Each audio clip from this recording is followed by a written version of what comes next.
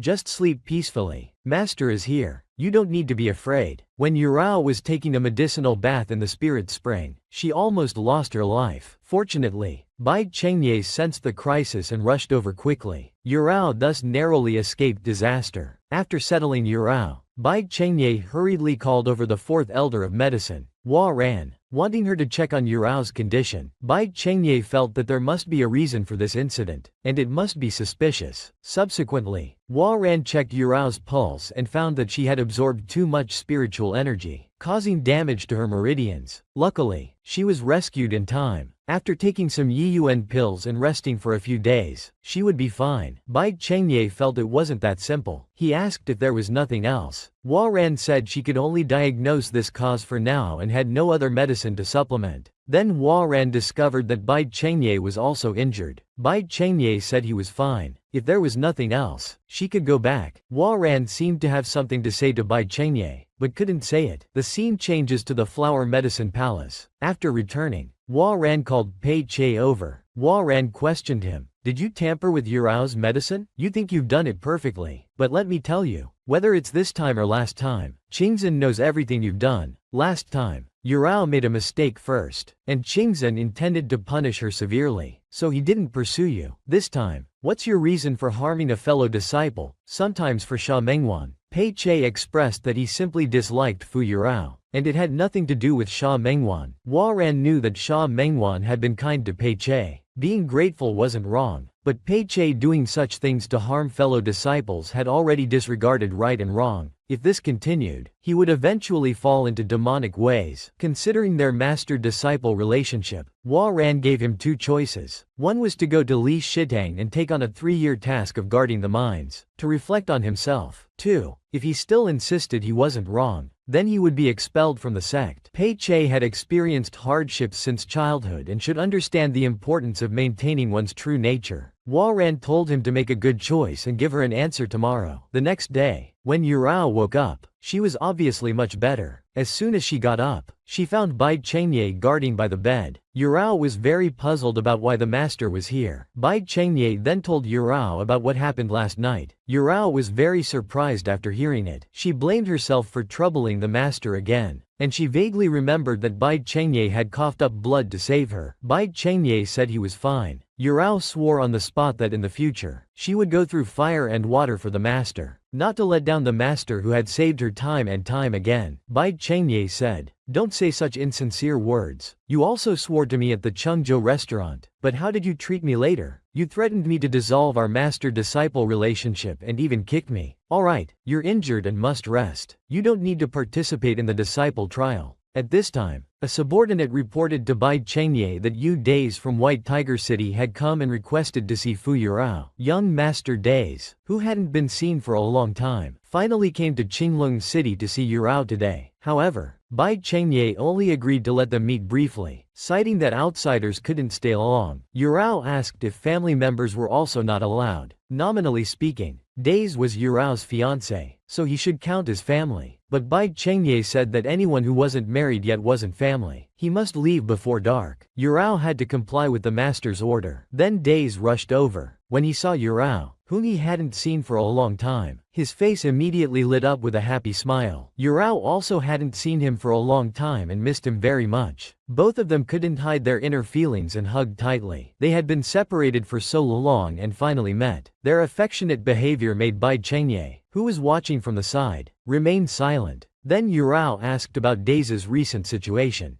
Days said his family tricked him, saying that for descendants to start a family, their cultivation must reach the Tengyu realm's Tiandi Ju, which must be practiced to the 9th level. So these days, Days had been in seclusion practicing. Moreover, while Days was cultivating, his family secretly arranged his marriage with Elder Shu's daughter. When young Master Days learned the truth, he was furious and decided to cut ties with his family. He had already thought it through. After Yurao's immortal fate was restored, They would travel the world together, being a carefree immortal couple. But Yurao felt that Days was the future heir of White Tiger City and couldn't do such a thing as cutting ties with his family. Yurao decided to talk to Days' family properly and try to gain their approval. Young Master Days was very touched after hearing this. He didn't expect Yurao to make such a sacrifice for him. Then, Yurao asked Days to find a place to stay outside the city, because Bai Chengye had said outsiders couldn't stay long. Days then said, "Hasn't Bai Chengye already known the method to break the curse? Let's urge him to quickly remove the curse." Yurao hadn't heard Bai Chengye mention this, so she asked Days where he got this information. Young Master Days said Changshi told him this news. Yurao was very surprised. Changshi had actually contacted Days. It seemed he was planning something. Changshi was truly despicable. He had told Days that Yurao was being held captive in Qinglong City by Bai Chengye. He also said that Bai Chengye knew the method to break the curse but deliberately didn't use it. Changshi's plot was immediately seen through by Yurao. Changshi was most likely trying to use Days to stir up conflict between White Tiger City and Qinglong City. Yurao then told Days to just listen to what this evil person says but not take it seriously. Days looked at her, suddenly leaned closer, and asked if she had missed him these days. However, at this moment, someone came over from the side. It turned out to be senior brother Lu Shang and senior sister Yuan Yuan. They were Yurao's fellow disciples. Having learned that Yurao was injured, they came to show their concern. The anxious Days, upon hearing that Yurao was injured, hurriedly asked if she was all right. Senior sister Yuan Yuan said that the spiritual energy in the spirit spring was very abundant, and staying in it for too long could be dangerous. She advised her junior sister to be more careful. Yurao said she was fine and thanked her senior sister for the reminder. Then, Yurao introduced them to Yu Days from White Tiger City, the top-ranked brother on the Qilin list. They had all heard of his fame. Young Master Days immediately stated that he was Yurao's fiancé. The senior brother and sister were very surprised after hearing this. It was different from what was circulating outside. Shouldn't this junior sister be the future master's wife? How did she suddenly have a fiancé? They asked if the master agreed to this. Yurao said that the master had nodded in agreement, but they just hadn't officially gotten engaged yet. The senior brother and sister were greatly shocked. In their hearts, the master was no longer just an ordinary master. Because of her injury, Yurao couldn't participate in the disciple trial. Sha Mengwan might come back to participate at that time. Yurao then handed over the organized trial checkpoint strategy materials to them, but they were shocked once again. Even having materials for the trial checkpoints, it must be that the master was giving special treatment to his junior sister. They thought Qinglong City was already chaotic enough with the arrival of the Omen, but they didn't expect that with Days' addition. The rumors in Qinglong City immediately became uncontrollable. Today, Yurao and Days came to the Xinling mansion together. This was the largest immortal mansion in Qinglong City, and also the largest housing rental center in the entire Qinglong City. Yurao and Days came here to find a place to stay in Qinglong City. Days then asked Yurao about the question he had asked earlier about whether she had missed him, which she hadn't answered yet. Yurao said she occasionally thought of him. Recently, she had been practicing and reading books every day, and also took on a mission to investigate a case. Days, who had been running around everywhere, felt that Yurao must have been thinking about him every minute and second when not doing official business, and he was extremely happy. In the evening, a subordinate received news that rumors about Yurao and the young master of White Tiger City going to Xinling Mansion to choose a house had been causing a stir in Qinglong City recently. Bai Cheng said it didn't matter, but the subordinate said that there were already rumors outside saying that Qingzhen was green, implying cuckoldry, and that Qinglong City was a green dragon. Bai Chengye was immediately enraged. He ordered his subordinates to control the entire city and suppress the rumors. Anyone who said another word would be arrested for the crime of disrespecting the divine dragon, confined for 3 years, and fined 200,000 lin. The next day, as Yurao was walking in Qinglong City, she heard people discussing how Bai Chengye had been cuckolded. Moreover, the person who cuckolded Bai Chengye was his disciple. Yurao thought for a long time but couldn't figure it out. She thought the disciple Lu Yan mentioned was Sha Mengwan. At this time, senior sister came to deliver medicine to Yurao. Yurao was very puzzled, as it was usually Pei Che who delivered it. Senior sister said Pei Che had been assigned to guard the mines for 3 years, so she would be delivering from now on. Upon hearing this, Yurao suddenly understood. She hurriedly opened her bracelet to call customer service Xiao Mei, but today was the weekend. so it was customer service brother who came to answer Yurao's questions. Yurao anxiously said, "I don't know if it's because the male lead arranged for me to be in the same group as the female lead, causing the female lead to get angry and cuckold the male lead, and in his anger, the male lead even sent the second male lead to guard the mines." After listening, the customer service representative said that this shouldn't happen in theory. He suspected that the task of assisting the development of the relationship between the male and female leads wasn't done properly. Yurao wanted to first become good friends with the female lead, then act as a matchmaker for the male and female leads, creating opportunities for them to be together. In the original story, Fu Yurao made the male and female lead's relationship progress by harming the female lead, allowing the male lead to repeatedly save her heroically. But Yurao couldn't go and frame the female lead again. That would cost her life. However, changing the main plot too much would turn everything from known to unknown. It still depended on what Yurao would do next. Helplessly, Yurao had to go apologize to Bai Chengye. She felt it was all her fault for implicating Bai Chengye, causing him to become a joke in others' mouths. Bai Chengye said, "Since you know you were wrong,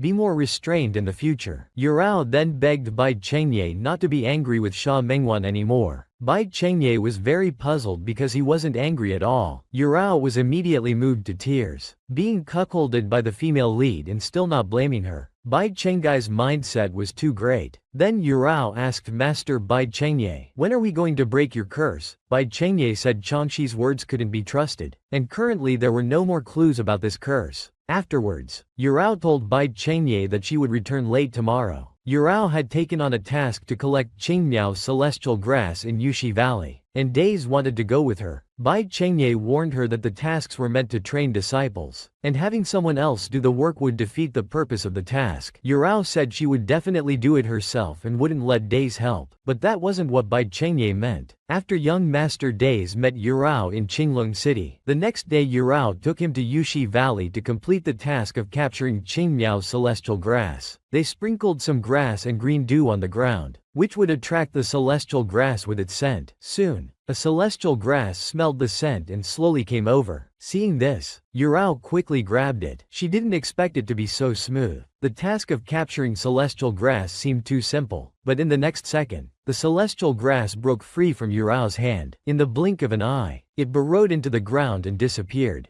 Days thought that because many people used this method to capture celestial grass, they had become more vigilant. He suggested trying the Kunwu pearl. Soon, 2 celestial grasses were attracted by the scent. Days said not to rush to catch them, but to wait for more to come and then catch them all at once. Yurao gestured to stay quiet. At this moment, Days was captivated by Yurao's serious expression. His hand unconsciously moved to touch Yurao's cheek, but then his hand trembled, accidentally making a noise. The celestial grasses that had just approached were startled and fled. The Kunwu pearl missed its target because of this. Yurao scolded Days, asking what he was doing. Days explained that he saw her cheeks looking pink and soft, and just wanted to check if she was wearing heavy makeup. But now Yurao only had 2 bottles of clear dew left, with no more bait to use. Days suggested playing the flute for them, thinking they might like it. With that, Days took out his flute and began to play. The sound of the wind and the flute harmonized as one, each note entering the ear. This beautiful melody, combined with the handsome young man, immediately captivated Yurao. At this time, the celestial grasses were also attracted by the flute's sound, and many more came. This amazed Yurao, who didn't expect it to actually work. Yurao and Days came to Yushi Valley to complete the task of capturing celestial grass. The task had almost failed, but the celestial grasses were attracted by Days' flute at this moment. Following closely behind were very rare high-level 1000-year celestial grasses. Yurao quickly took out the Kunwu pearl and cast a spell. She then threw it out. The celestial grasses immediately fled in panic. However, they still managed to successfully capture the Chie Hongjing and 2 Qingliao celestial grasses. But just then, a crack suddenly appeared on the ground. Days sensed danger. Yurao quickly jumped onto Days. Immediately after, an explosion occurred behind them.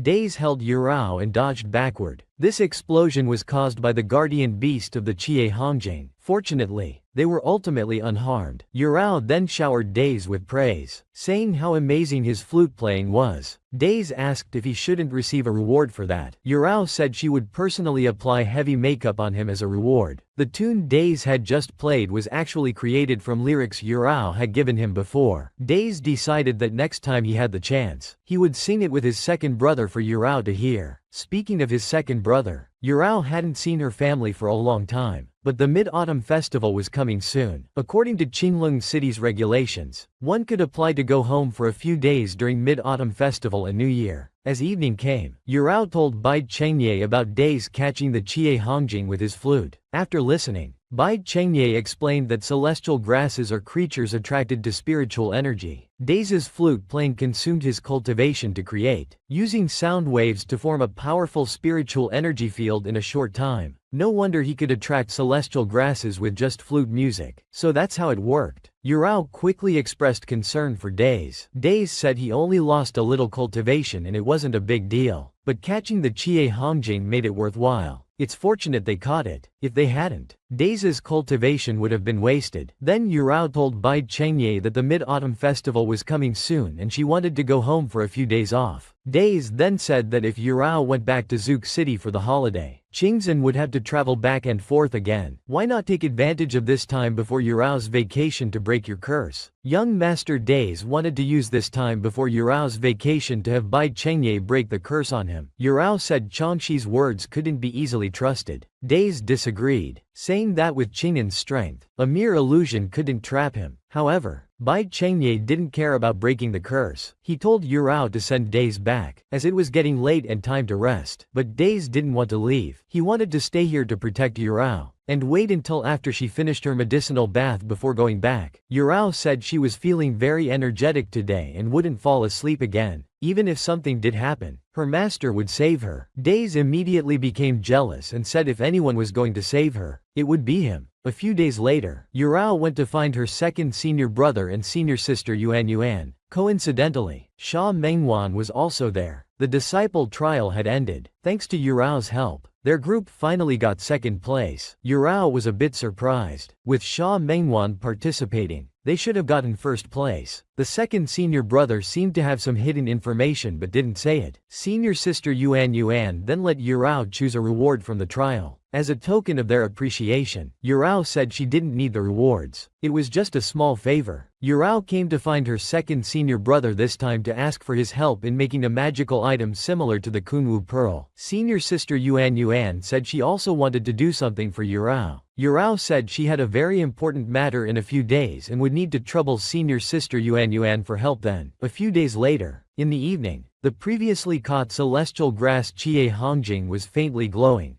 Suddenly, a beam of light shot out, streaking across the sky. The disciples in the city who saw this scene were discussing that it was the appearance of a priceless treasure. Bai Chengye came out and told the disciples, "This is a celestial grass I cultivated. It's just bearing fruit. Nothing worth seeing." Everyone disperse. The disciples saw Qingzhen at Yurao's place and immediately started gossiping again. Meanwhile, senior sister Yuan, who was watching from the sidelines, was suddenly called over by Bai Chengye. The Chie Hongjing celestial grass that Yurao had previously caught with Days suddenly bore spiritual fruit in the evening. Yurao wanted to give this spiritual fruit to Days and have senior sister Yuan refine the remaining parts into pills. However, strangely, she hadn't seen Days all day. Yurao had to go to the immortal mansion to look for him. But when Yurao walked in, she found the room in a state of chaos, as if something had happened there. Pieces of Days' clothes were scattered on the ground. Yurao then asked the mansion's housekeeper. The butler said that someone indeed came looking for Days last night. Moreover, that person claimed to be Days' sister. When Yurao heard it was Days' sister, she was instantly surprised. She asked the butler to keep the immortal mansion reserved. Then, Yurao used a communication belt to contact Days. After waiting for a long time, a woman's voice came from the other end. Yurao asked if she was Days' sister. This woman was Days' eldest sister, named Yu Dai Yi. She was the most powerful among Days' three sisters. When the Zan Lord was away, she was in charge of the White Tiger City. Yurao didn't know how to please her, so she just affectionately called her Big Sister. Yu Dai replied. The vermilion bird and the white tiger are allies. I don't deserve to be called big sister by you. Then Yu Rao told Yu Dai about her wish to meet her and inquired about Dais's condition. But Yu Dai said, we don't need to meet. I brought Yu Days back. Then she hung up the communication bell. At this moment, Changshi ran over and told Yu Rao that he knew how Days got injured. Changshi said that the one who injured Yu Days was actually Yu Rao's master, Bai Chengye. Was Yu Days really attacked by Bai Chengye as Changshi claimed? This demon suddenly appeared, and Yu Rao didn't believe a word he said. Changshi said he took a sword blow for Days to save him. Yu Rao looked at him disdainfully. Seeing that Yu Rao still didn't believe him, Changshi decided to take her somewhere to see for herself. The scene changes to the drunk immortal tower. Recently, the entire Xinglong city had been controlling and suppressing rumors. Yu Rao was aware of this news. Then, Changshi made a hand gesture, chanted a spell, and cast a soul-controlling technique. He controlled a nearby man, who was heard saying, the Heavenly Lord is using Vermilion Bird City as a dowry to marry his daughter into Azure Dragon City. The conditions are almost settled. The grand wedding should take place next month. Seeing someone start the rumor, others couldn't sit still. They said Yu Rao and the Azure Lord had been living together for a long time. After hearing this, Yu Rao cursed. How dare people gossip about me and my master? Aren't they afraid of making the old man even more of a cuckold? Changshi used the soul-controlling technique again, making Yu Rao listen more carefully. This person said, Yu Rao and Days were openly flaunting their relationship, going to the immortal spirit mansion to look at houses. They put such a big green hat on the Azure Lord. This was shocking news. Yu Rao finally realized that the person rumored to be cuckolding Bai Chengye wasn't Sha Mengwan, but herself. Then, the city guards, seeing someone speaking disrespectfully about the Azure Lord, wanted to take him away. As seen, now in the entire Azure Dragon City, people could say anything about Yu Rao and Bai Chengye without consequences. But as soon as anyone mentioned gossip related to Days, they would be arrested on the spot. Yu Rao thought this might be a coincidence. Seeing that Yu Rao still didn't believe him, Changshi said helplessly, Days is now recovering from his injuries at the Divine Water Garden outside the city. I'll take you there, and you can ask him yourself. Then he brought Yu Rao to the Divine Water Garden. Changshi showed Days' token to the guard. This demon actually had Days' token. When did he become so close to Days? At this moment, Days' eldest sister, Yu Dai, walked out from inside. According to Changshi, Days' injuries were all caused by Bai Chengye, but Yu Rao still didn't believe it, so she came in person to understand the situation from Days. Coincidentally, Days' eldest sister, Yu Dai, was also here. The elder sister teased, you are indeed quite outstanding. No wonder my brother is so infatuated with you. Yu Rao replied, I am indeed quite good looking, but Days isn't the kind of shallow person who judges by appearance. What he values is my interesting soul and excellent qualities. The elder sister was speechless after hearing this. However, she felt that Yu Rao was somewhat different from the rumors. Then Yu Rao held the elder sister's hand and said, please, elder sister, let me see Days. But the elder sister replied,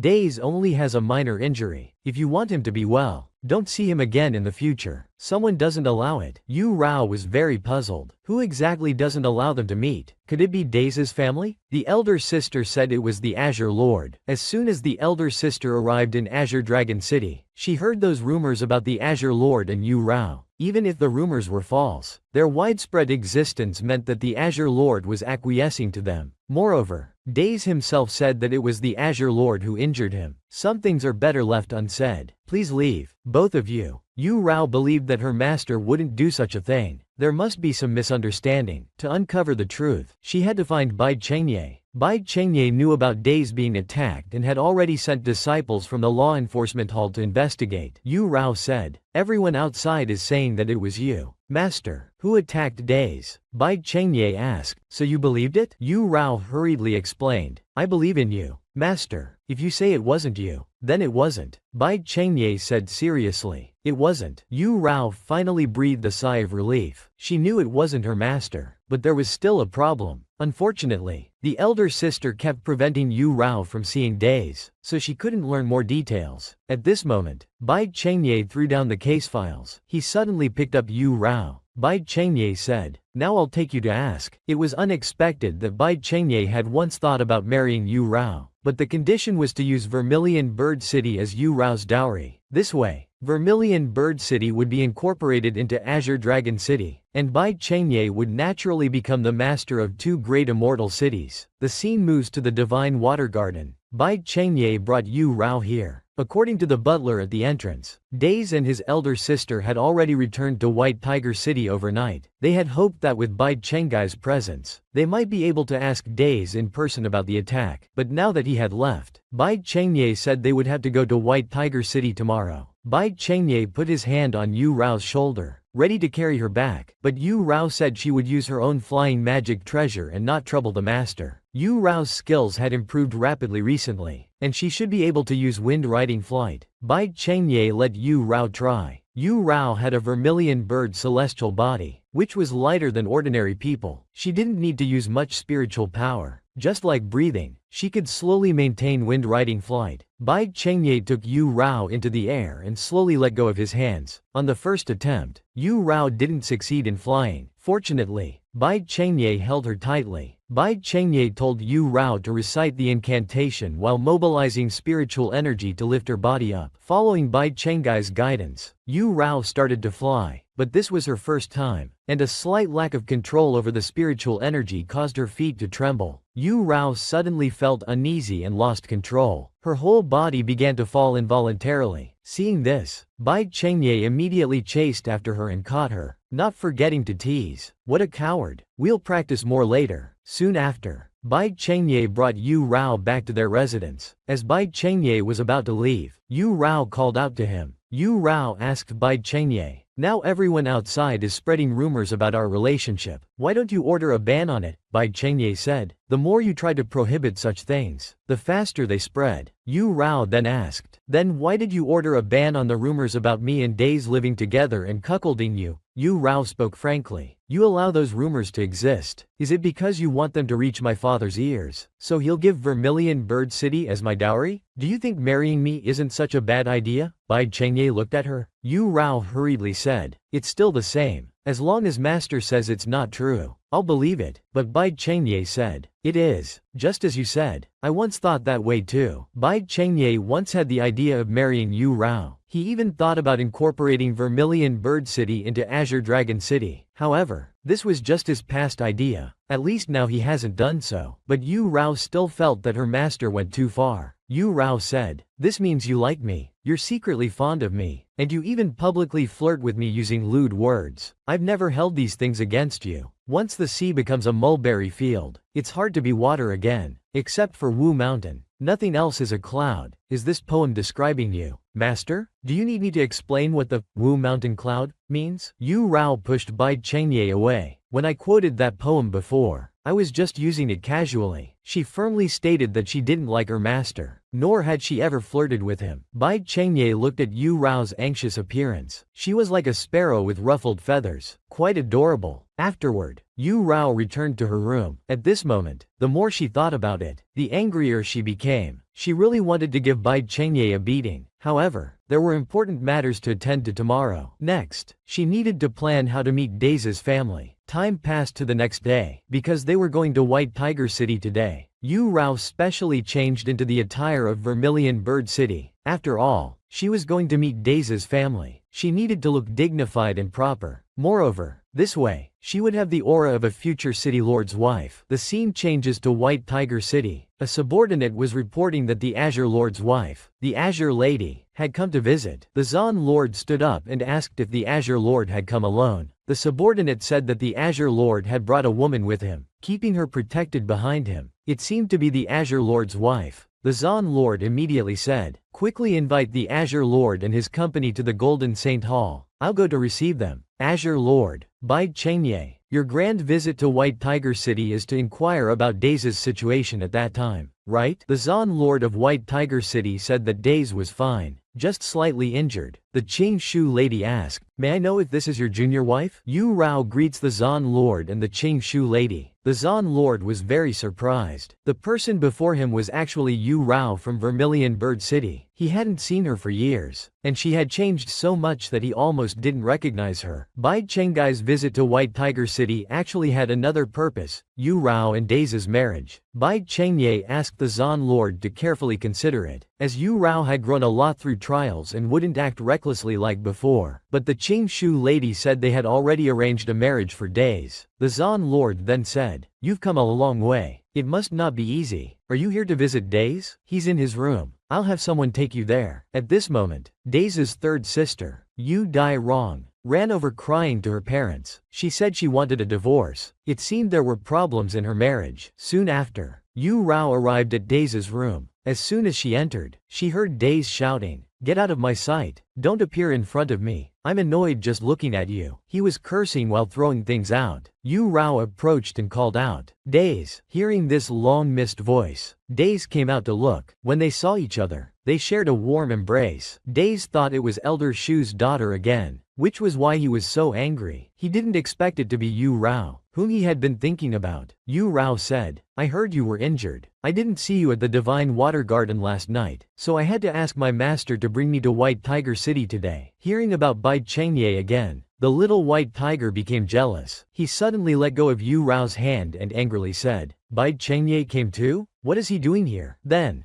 Days seriously stated, "The person who attacked me was Bai Chengye." Young Master Days was very certain that the person who attacked him was indeed Bai Chengye. However, Yu Rao felt it couldn't possibly be her master. There must be some misunderstanding. Days saw it with his own eyes. Bai Chengye snuck in to attack him while he was sleeping. Although Bai Chengye had his face covered at the time, Days still recognized his eyes. Yu Rao thought for a moment. It could also be someone else who disguised themselves deliberately. It all seemed like Changshi's scheme, but there was no evidence yet. But Days insisted it couldn't be Changshi, because Changshi had helped block a sword for him at that time, which was why he had the chance to escape. The more Yu Rao heard, the more she felt Changshi was suspicious, because Changshi wasn't the type to sacrifice himself for others. It was indeed very suspicious. It seemed this demon still harbored ill intentions, trying to pin it on Bai Chengye and Days. Yu Rao decided she must deal with him properly next time. Afterward, Yu Rao took out a scarlet flame red brocade fruit for Days. This fruit was good for recovery after injury. Yu Rao told him to eat it quickly, but Days said this fruit was the best of the best, and should be saved for Yu Rao to eat. Yu Rao said, "You're the hero who caught the scarlet flame red brocade, and you even damaged your own cultivation. You need to replenish quickly." Days kept refusing, so Yu Rao had to say, "If I eat it, my power will immediately reach the spirit communication realm. Do you want me to protect you in the future?" Hearing this,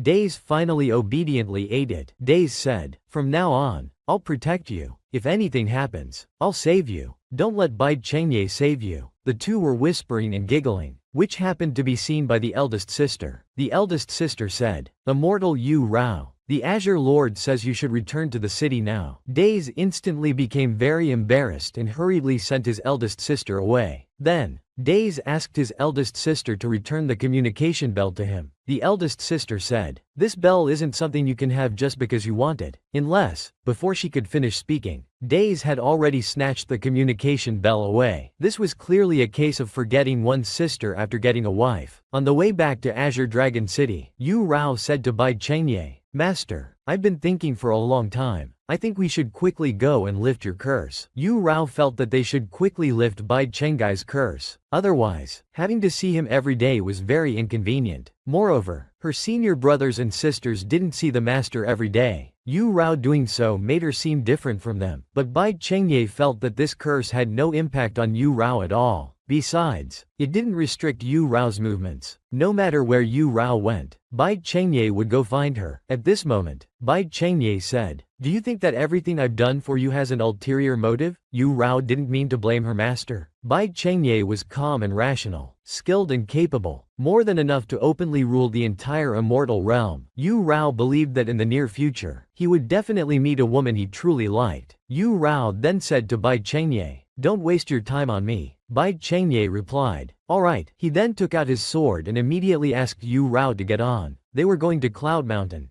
On the way to Cloud Mountain, Bai Chengye remained silent. Yu Rao felt that what she had said earlier might have been a bit too much. After all, Bai Chengye had been quite good to her, but she couldn't not say it either. Afterwards, Bai Chengye asked Yu Rao to tie the rope, because triggering the illusion might separate them. The two arrived at the place where they had entered the illusion before, but this time the illusion wasn't triggered. Yu Rao thought, could it be that the method of opening the illusion was wrong? Initially, Bai Chengye was carrying her while flying in the air, and then they entered the illusion. Without a word, Bai Chengye picked up Yu Rao, saying they should try it out. Having been carried by Bai Chengye so many times, Yu Rao still felt a bit shy. Yu Rao hurriedly explained that she had walked too much earlier and was just a bit hot. Sure enough, the illusion could only be triggered when Bai Chengye was carrying Yu Rao. They thus entered the illusion. Next, it was time to start removing the curse on Bai Chengye. Yu Rao and Bai Chengye successfully entered the illusion. Their primary task now was to find the remains of that pair of wild geese. Fortunately, the high-tech bracelet had a super detection function. Finding the geese's remains was a piece of cake. It was Bai Chengye's first time seeing such advanced equipment, and he wasn't sure what it was. Yu Rao said this was her innate magical treasure, capable of detecting things not easily visible to the naked eye. After setting it up, they just needed to walk forward. If any remains of the geese were found along the way, the bracelet would notify them. After walking for a while, Bai Chengye started to feel something wasn't right. How could the dignified Azure Lord be led around by his disciple? It was unseemly. In his pride, he ran to the front of Yu Rao. However, this way, Bai Chengye was blocking the infrared rays of the bracelet, affecting its detection. Yu Rao asked Bai Chengye to walk behind her instead. Bai Chengye said, "How can a master walk behind his disciple?" Yu Rao teased, "Master, you're not thinking that being led by me from behind looks like herding cattle, are you? Think carefully. When walking a dog, the dog walks in front of its owner. So, do you think it's better to be a cow or a dog?" Bai Chengye smiled and said, "If you walk in front of me, wouldn't that make you a little dog too? Silly." Now was not the time for flirting. Yu Rao quickly returned to the main topic. They needed to find the geese's remains quickly. Yu Rao and Bai Chengye entered the illusion to remove the curse. However, who would have thought that the illusion was so complex? The two walked in a circle and returned to where they started. It seemed they were trapped in this peach blossom forest. Moreover, there were no traces of the geese's remains nearby. They had to look elsewhere. But the question was, how could they get out of this peach blossom forest? Bai Chengye said, "Observe the changes in spiritual energy here. Find the pattern, and we'll find a way out." However, Yu Rao's cultivation was still shallow, so this task fell to Bai Chengye. He told Yu Rao to rest first, then closed his eyes and began to search for changes in the peach blossom forest. Not long after, Bai Chengye saw that Yu Rao had fallen asleep, so he gently stroked her cheek. He pulled her into his arms, wanting her to sleep more comfortably. After a while, Yu Rao woke up and asked Bai Chengye how long she had slept. Bai Chengye said, "You slept for a full 5 hours." Yu Rao was very surprised. She didn't expect to sleep for so long. "Why didn't you wake me up, master?" Bai Chengye said. "You were sleeping like a pig. I couldn't be bothered to wake you. Let's go." After walking for a while, they found a teleportation array. After entering the teleportation array, they arrived at another place. It looked gloomy here, but it was indeed somewhere they hadn't been before. At this moment, several pairs of red eyes suddenly appeared in the dark forest. Sensing danger, Bai Chengye told Yu Rao to be careful. Suddenly, several beasts attacked them. Yu Rao and Bai Chengye were suddenly attacked by beasts in the illusion. Bai Chengye made a gesture with his hand, summoning the Azure Dragon Divine Beast. The Azure Dragon let out a roar, and the attacking beasts were immediately frightened and trembling. In the blink of an eye, they all fled from the area. Then Bai Chengye used a net formation technique. With a wave of his hand, a huge net flew into the air, shattering all the flying beasts above. Seeing this, Yu Rao exclaimed, "Master, you're amazing." Mere beasts were child's play for Bai Chengye. Not long after, according to the bracelet's detection, they finally found the location of the remains. Yu Rao began to dig. Sure enough, they found the remains of a female goose. Yu Rao had specially prepared a double coffin, planning to bury the loving pair of geese together. At this moment, something was shining nearby. Yu Rao found it very curious and asked, "What is this?" Bai Chengye said, "This light is the remnant soul of magnetic flame. You seem to have been entangled by it." At this moment, the mountain eagle life gate was to the south. Not wanting to be left behind, they quickly followed. After a while, the remains of the male goose were also found. Next, they needed to find a place with good feng shui to properly bury them, which should successfully remove the curse. Then, Bai Chengye used his magic. He created an opening in the illusion. He instructed Yu Rao to be careful. Then he immediately picked her up and passed through the formation. Thus, the two successfully escaped the illusion. Yu Rao and Bai Chengye successfully brought the geese's remains out of the illusion. After burying them, the curse on Bai Chengye should have been lifted, but the curse wasn't removed. Yu Rao felt foolish for being deceived. It seemed that such intricate matters indeed couldn't be trusted. Bai Chengye then said, "There's no problem on my end. Perhaps there's still something on your side." Yu Rao was very confused. What could there be on my side? Just then, Yu Rao heard someone calling her. Looking carefully, she saw an unidentified woman appearing faintly before her eyes. The woman said, "Thank you, fairy, for helping us bury our remains. We shouldn't ask for more, but our wish is still unfulfilled. We can only rely on you." Yu Rao was so scared that she hid behind Bai Chengye, thinking it was some kind of demon or ghost. But Bai Chengye said, "This is actually the soul of the female goose that was attached to Yu Rao earlier. She won't harm anyone." Yu Rao asked, "Goose sister, do you have any other wishes?" The female goose spoke while crying. It turned out that years ago, she and her husband had eloped from home, but accidentally entered the illusion. They had been trapped and died there for over 100 years. They were so close yet worlds apart. Her husband gradually became a vengeful spirit, no longer recognizing her essence. Now, her husband had turned into a curse attached to Bai Chengye. The female goose had left a remnant of her soul in Yu Rao's spirit stone. If they wanted to find each other again, they would need the two people before them to touch lips. Only through the intimate contact of the living could their essences communicate. After hearing this, Bai Chengye seriously stated that this wasn't difficult, but Yu Rao didn't want to do it, because she and Bai Chengye weren't in a romantic relationship. How could they kiss? No matter how much the female goose begged, Yu Rao still refused to do it. Yu Rao said this was beyond her acceptance. She was unwilling. After all, this would be her first kiss. It couldn't be given away so casually. At this moment, Bai Chengye called her. Yu Rao turned to look, and saw Bai Chengye embracing her, suddenly giving her a passionate kiss. Yu Rao's face immediately turned red, her heart racing. Soon, Bai Chengye ended the kiss. Now, the curse had been successfully lifted. Bai Chengye had taken the initiative to kiss Yu Rao, and the curse was consequently removed. Bai Chengye's sudden attack caught Yu Rao off guard, frightening her into a scream. Yu Rao angrily expressed, "This was my first kiss. Master, you're being a hooligan. I'm going to revoke your master status." After saying this, she took out her flying treasure and left, cursing all the way. Time passed to the evening. Yu Rao rushed back to Vermilion Bird City overnight, seeing her parents after a long time. Yu Rao was very happy at this moment. Lady Chunhua said, "We've been longing for your return. Why are you coming back alone so late at night? Where's Qing Zun?" As soon as Yu Rao heard about Bai Chengye, she became angry. "Don't mention him. He acted like a hooligan. I've already dismissed him." Her parents were very surprised. Given Qing Zun's cold demeanor, how could he act like a hooligan? Could it be that Yu Rao herself had flirted with Bai Chengye and, embarrassed and angry, turned around to complain? The old man said, "Then, father, I'll go settle accounts with him for you." Yu Rao stated that her celestial fate had been restored, and she would just ignore him from now on. Lady Chunhua then said, "Yu Wei has recently ended his confinement. He sent a letter asking about your situation, saying he wants to come see you." In the original story, this girl named Yu Wei was Yu Rao's best friend, and also the younger sister of the Xuanwu city's Yuan Zun. The next day, upon hearing that Yu Rao had returned to Vermilion Bird City, Miss Yu Wei came to see her. Learning that Yu Rao had been through a lot recently, she was very concerned. Yu Rao assured her not to worry, saying her celestial fate had been restored. In about 10 days, there would be a celestial ascension ceremony in White Tiger City. Yu Rao invited Yu Wei to attend together. After hearing this, Yu Wei suggested, "Then let's go cause some trouble. Turn everything upside down. What do you think?" Yu Rao quickly explained that she had now reformed. She planned to reclaim the top position on the Lang Huan ranking. In terms of beauty, Yu Rao would definitely take first place. However, the last round of the Ascension ceremony was a free challenge event. Yu Rao's current strength might not be sufficient. Challenging Dai Zi and asking her to go easy wasn't realistic. Upon hearing Dai Zi's name, Yu Wei asked, You know Yu Daizi? Are you close? Yu Rao said she and Daizi were almost engaged, but his family had some objections, so it was temporarily put on hold. For this ascension ceremony, Yu Rao wanted to perform well in front of Daizi's family, but Yu Wei stated, "I won't allow you to get engaged to Daizi." This Miss Yu Wei, truly Yu Rao's good friend, was very worried upon hearing about Yu Rao's potential engagement to Daizi. She had heard that Daizi's sisters were difficult to please, one more than the other. She advised Yu Rao to think carefully and not act impulsively. Otherwise, let me introduce you to my brother. Yu Wei's brother was the Yuan Zun of Xuanwu City, just a bit socially anxious and didn't like going out to meet people. This also led to Long Fei Ying stealing his thunder. He never appeared in the original story, but he was quite good in other aspects. Yu Rao told Yu Wei that engagement wasn't child's play. She had already made a promise to Daizi and wouldn't easily change it. As a best friend, shouldn't she show support? Yu Wei said, "Alright, I understand," but she was still planning to quickly introduce her brother to Yu Rao before she got engaged to Daizi. The scene changes to White Tiger City. Today was the second vote in the family regarding Yu Rao and Daizi's marriage. According to family rules, more than half of the votes must be in favor for the marriage to be approved. The third sister stated that Yu Rao's arrival would bring unrest to the entire family. However, Zhan Zun said, he agreed with this marriage because Qing Zun had vouched for Yu Rao, saying she was now a good girl. The second sister then said that there were rumors outside about Qing Zun and Yu Rao having an affair. If he was still vouching for Yu Rao, was he trying to pass off second-hand goods? Lady Chen Shu expressed her disagreement. Because Yu Rao's reputation wasn't very good outside, she didn't want such a daughter-in-law. With this, the opposing votes exceeded half. There was no need to discuss further. But the eldest sister then said she didn't oppose this marriage. Surprisingly, the eldest sister had changed her usual attitude. This surprised the others. The second sister said, "Sister, you heard those rumors in Qinglong City with your own ears." The eldest sister stated that through recent interactions, she found Yu Rao different from the rumors. The current Yu Rao was graceful and generous, even giving Daizi a 1,000-year spirit fruit. The eldest sister felt that regardless of her past, as long as she truly cared for Daizi in the future, it was enough. As for the rumors outside about Yu Rao and Qing Zun, they were contradictory. It was clearly someone behind the scenes causing trouble, trying to prevent White Tiger City and Vermilion Bird City from forming an alliance through marriage. After the eldest sister said this, she faced questioning from her family members. They argued incessantly. Zhan Zun then said, "Alright, let's vote." Now there are 2 votes in favor, 2 against. Only Dai Rong hasn't voted yet. The third sister said she had been worrying about her own marriage lately and didn't have the energy to deal with other matters. To be cautious, she wouldn't vote now. Let's decide after the ascension ceremony. At this moment, she was thinking about how to make good use of this opportunity for her own benefit. A few days later, it was already the Mid-Autumn Festival. Speaking of the best place to view the moon, it had to be White Jade Crystal. White Jade Crystal was a celestial city built by Bai Chengye in the clouds over the East Sea, taking nearly 100 years and a huge investment. The eldest brother said he wanted to take Yu Rao to see it, but Yu Rao didn't want to go because she didn't want any more connections with Bai Chengye. At this time, a subordinate came with news that young Master Daizi from White Tiger City was requesting to see Fairy Yu Rao. Why did this guy come to Vermilion Bird City instead of staying at home for the Mid-Autumn Festival? Lady Chunhua was very worried about this. Why didn't anyone come to court their 3 sons? According to Daizi, his marriage with Yu Rao was almost settled. Currently, they just needed the third sister's vote to pass. The third sister said she would vote in favor if they helped her with one thing. Yu Rao was very curious about what the third sister wanted them to do.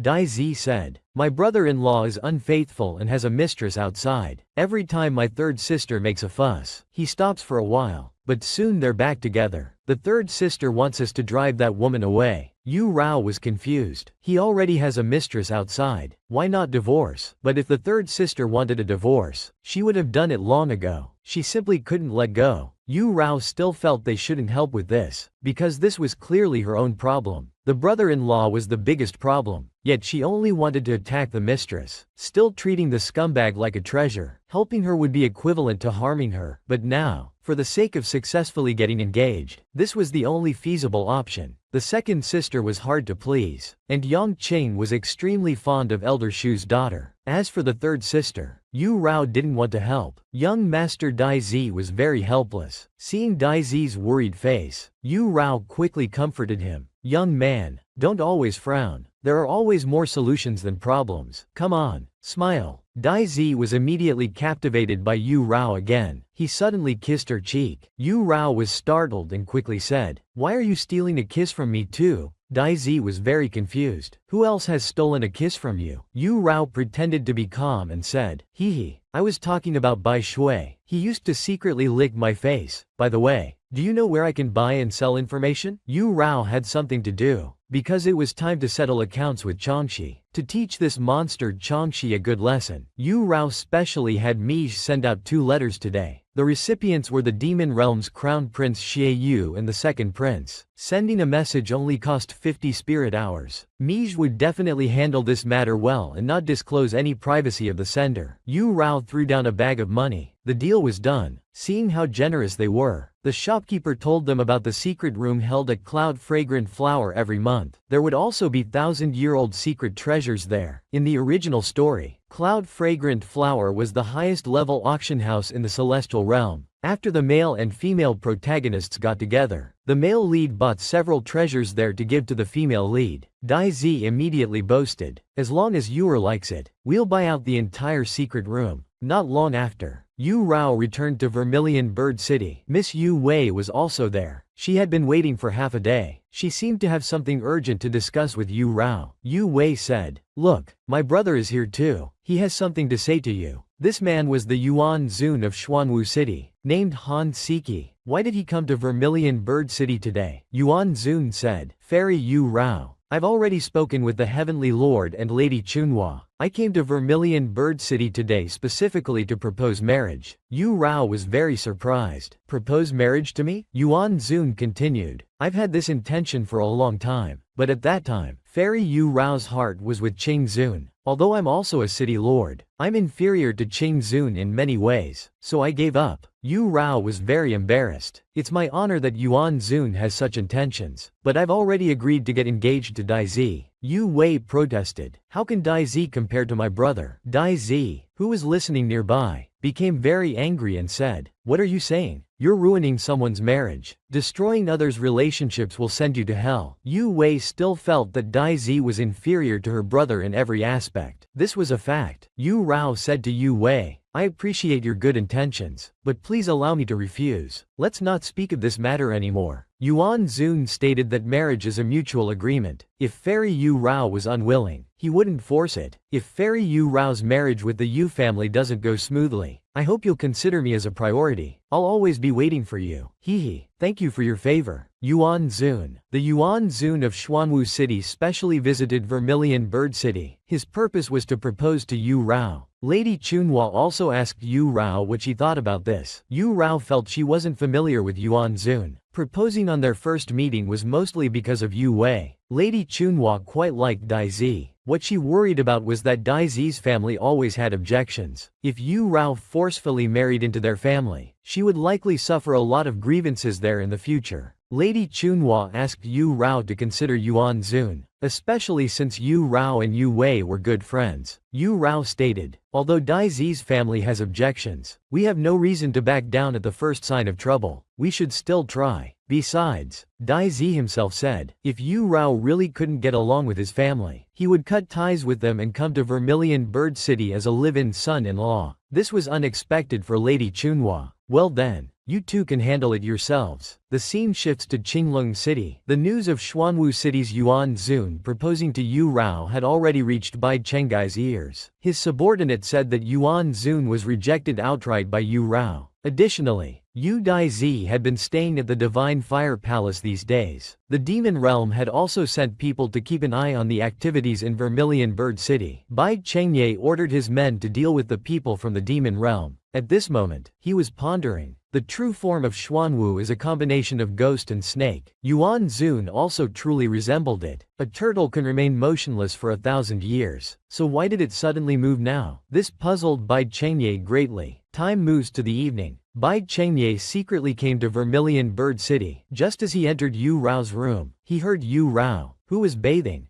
asking her maid to bring her clothes. Bai Chengye thought for a moment, then made a hand gesture, casting a transformation spell. In the next second, Bai Chengye transformed into the appearance of the maid. He picked up Yu Rao's clothes. He opened the curtain and walked in. At this moment, Yu Rao was completely unaware. She told the maid to just leave the clothes nearby. Bai Chengye, seeing the scene before him, was completely stunned. Bai Chengye, transformed into the maid's appearance, brought clothes to Yu Rao who was bathing. However, Yu Rao didn't notice anything unusual. She just felt confused why the maid kept staring at her. Was there something on her face? Bai Chengye stroked her head, then smiled without saying a word, and immediately turned to leave. At this moment, Yu Rao finally felt something was off. This maid seemed strange. After finishing her bath, Yu Rao got dressed. She happened to meet the real maid bringing lotus seed soup. Yu Rao was very puzzled and asked, "Just now when I was bathing, it was you who brought my clothes in, right?" The maid said, "I was cooking lotus seed soup just now. I didn't bring any clothes for you, miss." Only then did Yu Rao realize that the previous maid was someone in disguise. She thought carefully. That person's smile seemed somewhat familiar. Could it be? Yu Rao became angrier the more she thought about it. She went to a grove of trees. There, she blew Bai Chengye's whistle. After a while, Bai Chengye heard the whistle and rushed over. Yu Rao immediately asked, "Quick, tell me, was it you? Besides you, who else could sneak into Vermilion Bird City so stealthily?" Seeing that he was exposed, Bai Chengye didn't bother to explain. He said, "I came to find you and happened to hear you asking for help with clothes in the bathroom. I saw no one was there, so I brought them in for you." Seeing Bai Chengye's matter-of-fact attitude, Yu Rao couldn't help but curse at him. At the same time, she was also very embarrassed, fearing that Bai Chengye had seen things he shouldn't have. Bai Chengye pretended to be calm and stated that he hadn't seen anything. Then Yu Rao asked Bai Chengye what he came for. Bai Chengye said, "The Mid-Autumn Festival holiday is 5 days. Today is already the 8th day. You should quickly return to continue your training." Yu Rao had previously said that she had expelled Bai Chengye as her master. Yu Rao would no longer go to Qinglong City in the future, and she didn't want to see Bai Chengye again. Bai Chengye stated that he was under a new curse. If he didn't see Yu Rao for a period of time, he would desperately want to see her. "You really believe that? How come you're cursed again? What happens if you don't see me? Will you lose your voice again?" Bai Chengye said seriously. "This curse was cast by you. If I don't see you, I'll be restless and unable to eat or sleep." Yu Rao felt very embarrassed after hearing this. What Bai Chengye said always felt like a confession. Then Bai Chengye stated, "It must have been when you kissed me that day. You put this curse on me." Their flirtatious banter was overheard by Changshi nearby. He was really surprised that Yu Rao and Bai Chengye's relationship had already developed to the point of kissing. Changshi found it unbelievable. The relationship between these two was too unusual. This was not good at all. Bai Chengye said that Yu Rao had put a curse on him, making him restless day and night, unable to eat or sleep. Every day he thought about going to see Yu Rao. The only way to break this curse was to kiss Yu Rao on the lips. Yu Rao immediately rejected this. Bai Chengye was clearly trying to take advantage, but if she didn't do as he said, he would surely use this curse as an excuse to come find Yu Rao every few days. Yu Rao felt she needed to cut this off cleanly, otherwise it would continue to be entangled. She then agreed to let Bai Chengye kiss her to break the curse. After that, they would go their separate ways. If the curse wasn't broken, Bai Chengye would have to admit that he had fallen in love with Yu Rao and then proposed to Vermilion Bird City. Bai Chengye calmly agreed. Yu Rao said, "As the lord of a city, you must keep your word. Kissing me once in exchange for not contacting me again is the best outcome. If you still pester me, you'll have to come to my home to propose. At that time, see how I harshly reject you and make you lose face in public." Then, Yu Rao positioned herself, ready for him to kiss her. Bai Chengye looked at the girl before him but hesitated to act. At this moment, he was thinking that these days, whenever he had free time, he would think of Yu Rao. He wanted to hear this girl say those nonsensical yet interesting things. When he realized she wasn't around, he felt very disappointed. When he couldn't see her, he missed her terribly. When he saw her, he couldn't help but want to be close to her. Could it be that he had really fallen for this girl? Seeing that Bai Chengye still hadn't kissed her, Yu Rao shouted, "Are you going to kiss me or not? If not, I'm leaving." Just as she finished speaking, Bai Chengye grabbed her hand, embraced her, and kissed her on the lips. Moreover, this kiss lasted noticeably longer than the previous one. After ending the kiss, Bai Chengye looked at Yu Rao lovingly. He said, "I'll come to your home to propose." Yu Rao couldn't believe it. "Are you serious? When will you come?" Bai Chengye said. "After I prepare some things, I'll come to propose in 3 days. They made this agreement. At this moment, Yu Rao was plotting. She planned to reject Bai Chengye's proposal at that time, making him lose face in public and become the hottest news in the celestial realm. Meanwhile, everything that had just happened between them was recorded by Changxi using a meteorite. The meteorite was Changxi's personal magical treasure. It had video recording capabilities. Afterwards, Changxi had his subordinate send a message to Dai Zi, asking him to meet at the Drunken Immortal Pavilion. He said it was an extremely urgent matter, and it was related to Yu Rao. The scene of Yu Rao and Bai Chengye kissing was recorded by Changxi using his magical treasure. After watching this video, young Master Dai Zi thought it was fake. He said, "Don't use these tricks to deceive me." Changxi stated, "Even if you don't believe me, the two people in the video are clearly Yu Rao and Bai Chengye." Dai Zi began to slowly waver, feeling he had no choice but to believe it. Changxi continued, "I'm telling you this out of goodwill, yet you still doubt me. In 3 days, Bai Chengye will go to Vermilion Bird City to propose. If you don't believe me, don't regret it later." Dai Zi was stunned after hearing this. No wonder Yu Rao rejected Yuan Zun. Could it be for Bai Chengye? Changxi continued to fan the flames, trying every way to persuade Dai Zi to join him against Bai Chengye. Changxi also said that Bai Chengye and Yu Rao's relationship was just to use Yu Rao to obtain Vermilion Bird City. Once used, she would be discarded. After hearing this, Dai Zi was completely brainwashed by Changxi. He swore that if Bai Chengye dared to do this, he would fight him to the death. So, they needed to take preventive measures and not let Bai Chengye propose. The cunning Changxi then thought of a perfect plan. The next day arrived. Today, Yu Rao specially wrote a letter to Yu Wei, asking him to bring more people to watch the show 2 days later, because at that time, Yu Rao planned to reject Bai Chengye's proposal, making him lose face in public. At this moment, Dai Zi came over and said, "There's a play at the theater on Fengyun Street today. Let's go watch it." Yu Rao agreed to Dai Zi's invitation without hesitation and immediately went to her room to change clothes. Seeing Yu Rao temporarily leave, Dai Zi told the maid to inform the Heavenly Lord and Lady Chunhua that he and Yuer were going out to play and might return a few days later, so they shouldn't worry. Not long after, the two arrived at the theater. Yu Rao was drinking tea while watching the play. Soon, Yu Rao felt her head becoming heavy and drowsy. She then fell asleep on Dai Zi's shoulder. Young Master Dai Zi, under the pretense of watching the play, took the opportunity to drug Yu Rao, causing her to faint. At this time, Changxi came to meet with Dai Zi. He had gone to great lengths to shake off Bai Chengye's men. Fortunately, their plan wasn't discovered. On Yu Rao's side,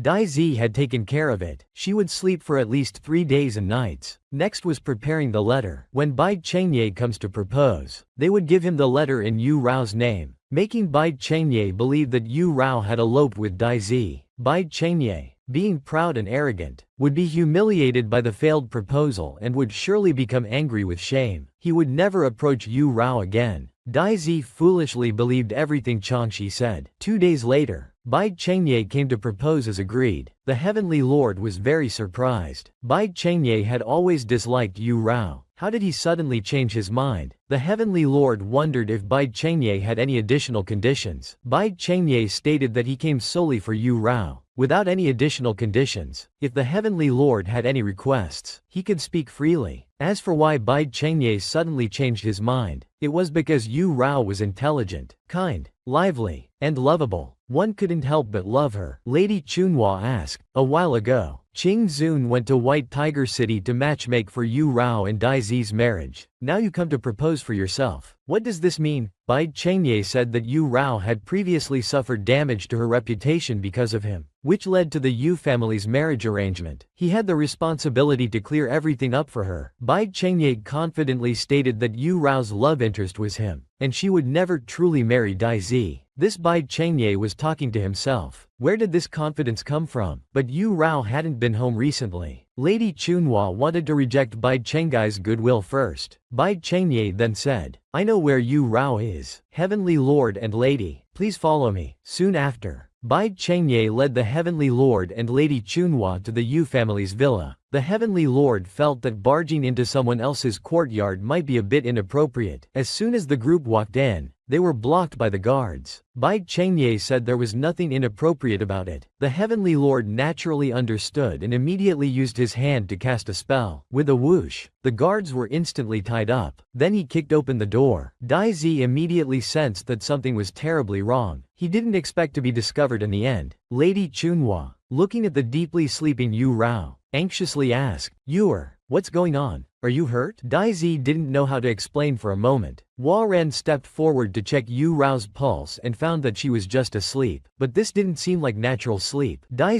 then said that Yu Rao had taken a pill called the Yellow Millet Dream, which would make her sleep for 3 days and nights. Lady Chunhua asked who had drugged Yu Rao. Dai said, "I drugged Yu Rao." Young Master Dai's purpose in drugging Yu Rao was to prevent her from getting engaged to Bai Chengye. However, Lady Chunhua thought that Dai had ill intentions towards Yu Rao. Dai hurriedly explained, "My lady, you misunderstand. I didn't disrespect Yu Rao. I just wanted to delay time and prevent Yu Rao from marrying Qin Zun." The Heavenly Lord demanded, "Speak quickly. What exactly is going on?" At this point, Dai had no choice but to confess. He did this because he saw the intimate video of Yu Rao and Bai Chengye, and feared Yu Rao would leave him to marry Bai Chengye. Bai Chengye then took out a letter, saying, "This letter I received," imitating Yu Rao's handwriting, falsely claimed that Yu Rao wanted to elope with you. It also said that the proposal was Yu Rao's trick to lure me here. "I suppose this was also your doing? Do I need to bring the messenger up here to confront you?" After understanding what had happened, the Heavenly Lord gave Dai a severe scolding. Ran then said, "After taking this yellow millet dream pill, one will have headaches for a few days upon waking and may experience hallucinations. I'll go back and prepare some medicine to alleviate the effects for Yu Rao." Dai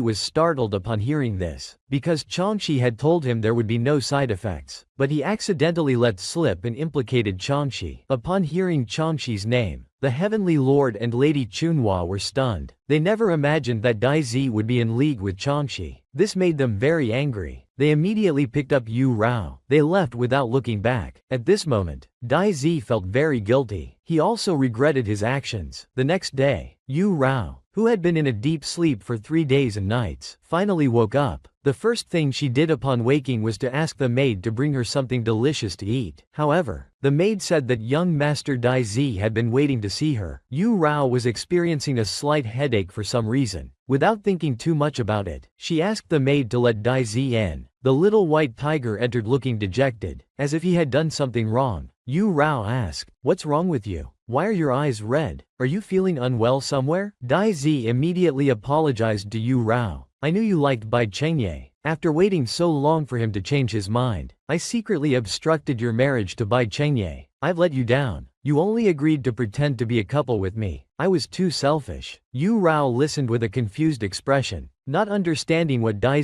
was talking about. Dai continued, "Changshi showed me an intimate video of you and Bai Chengye. When I learned that Bai Chengye was going to propose to you, I took the opportunity while you were watching a play to drug your tea, making you sleep for 3 days and nights." Yu Rao was shocked upon hearing this. "Wait, don't tell me it's already 3 days later. Did Bai Chengye come? What was the result of his proposal?" Dai replied. It seems the Heavenly Lord agreed. Yu Rao couldn't believe it. Her grand scheme had been ruined by Dai and Changshi. Angered, she gave the little white tiger a few punches. Yu Rao had set up this plan specifically to get rid of Bai Chengye. She had intended to make Bai Chengye lose face in public. But who would have thought that Yu Rao's plan would be completely ruined by Dai?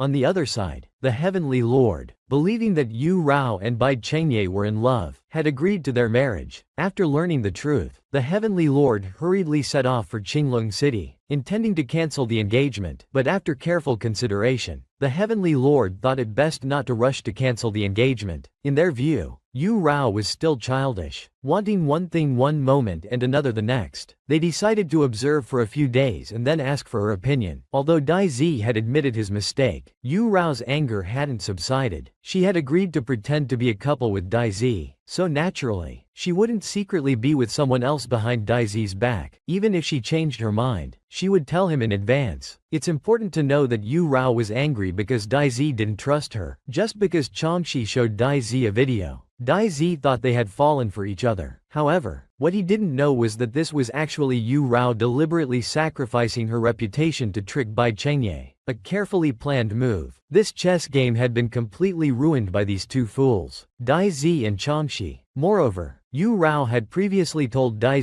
not to get too close to Changxi. Look at the result. He got tricked again. Dai hurriedly stated that he would never deal with Changxi again. Then Yu Rao asked Dai, I had sent a message to Yu Wei earlier. Did he come in the end? Dai said Yu Wei had come. When he learned that you were going to get engaged to Bai Chengye, he was furious. He even scolded you for being useless and said he would end your friendship.